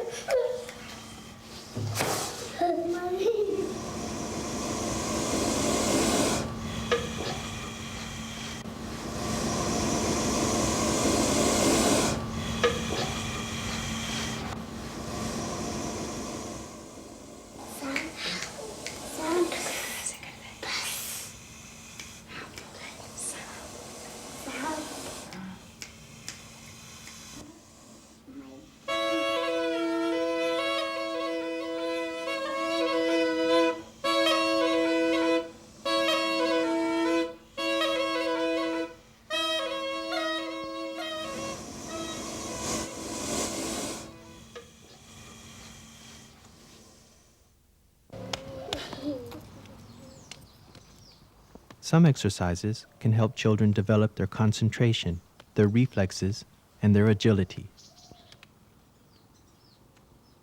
These are called mirror image games. Separate the children into pairs and put one child in front of the other. The leader starts doing any action, and the child opposite has to mime identical actions.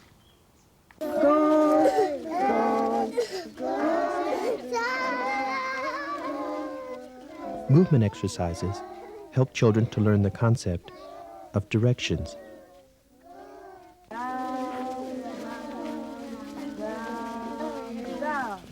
And to share space.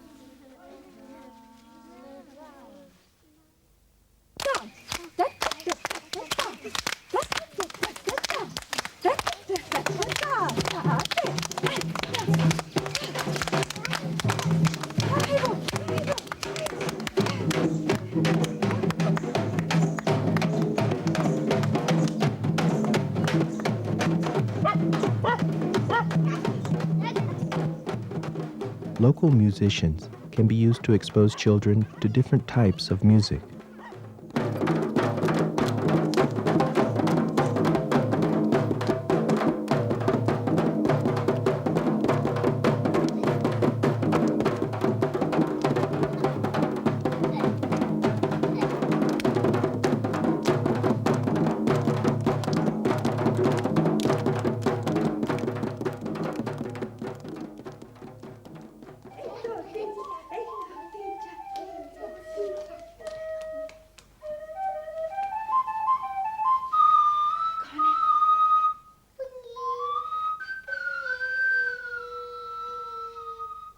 It isn't necessary to find sophisticated classical musicians.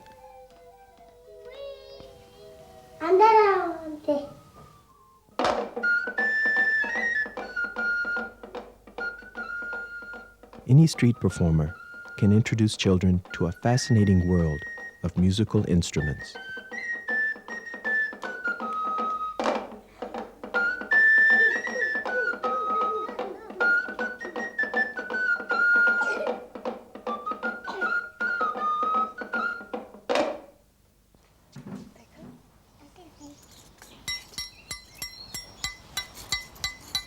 Children love to play with instruments. When they're first given things to bang and crash, there is complete chaos.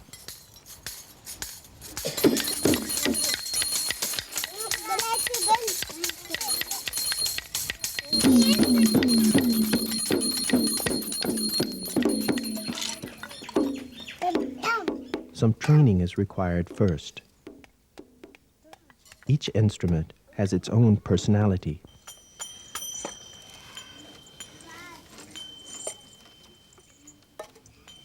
The child must learn what it is capable of.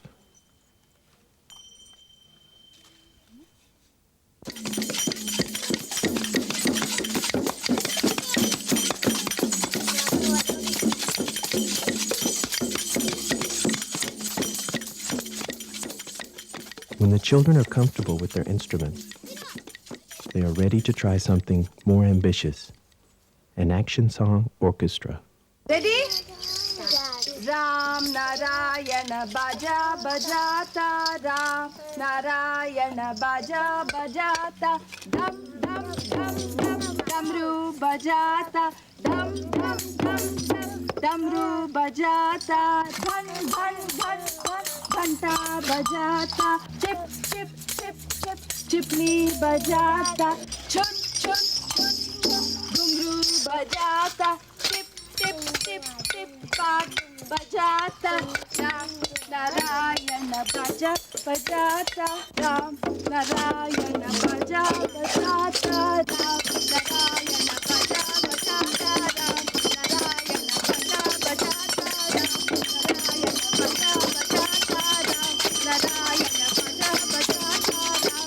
Narayana Baja Bajata Ram Narayana Baja Bajata Ram Narayana Baja Bajata Ram Narayana Baja Bajata Ram Narayana Baja Bajata Ram We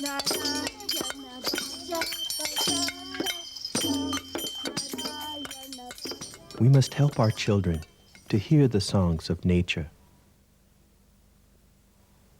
to feel their heart touched by a violin, to know the joy of free, unrestricted movement.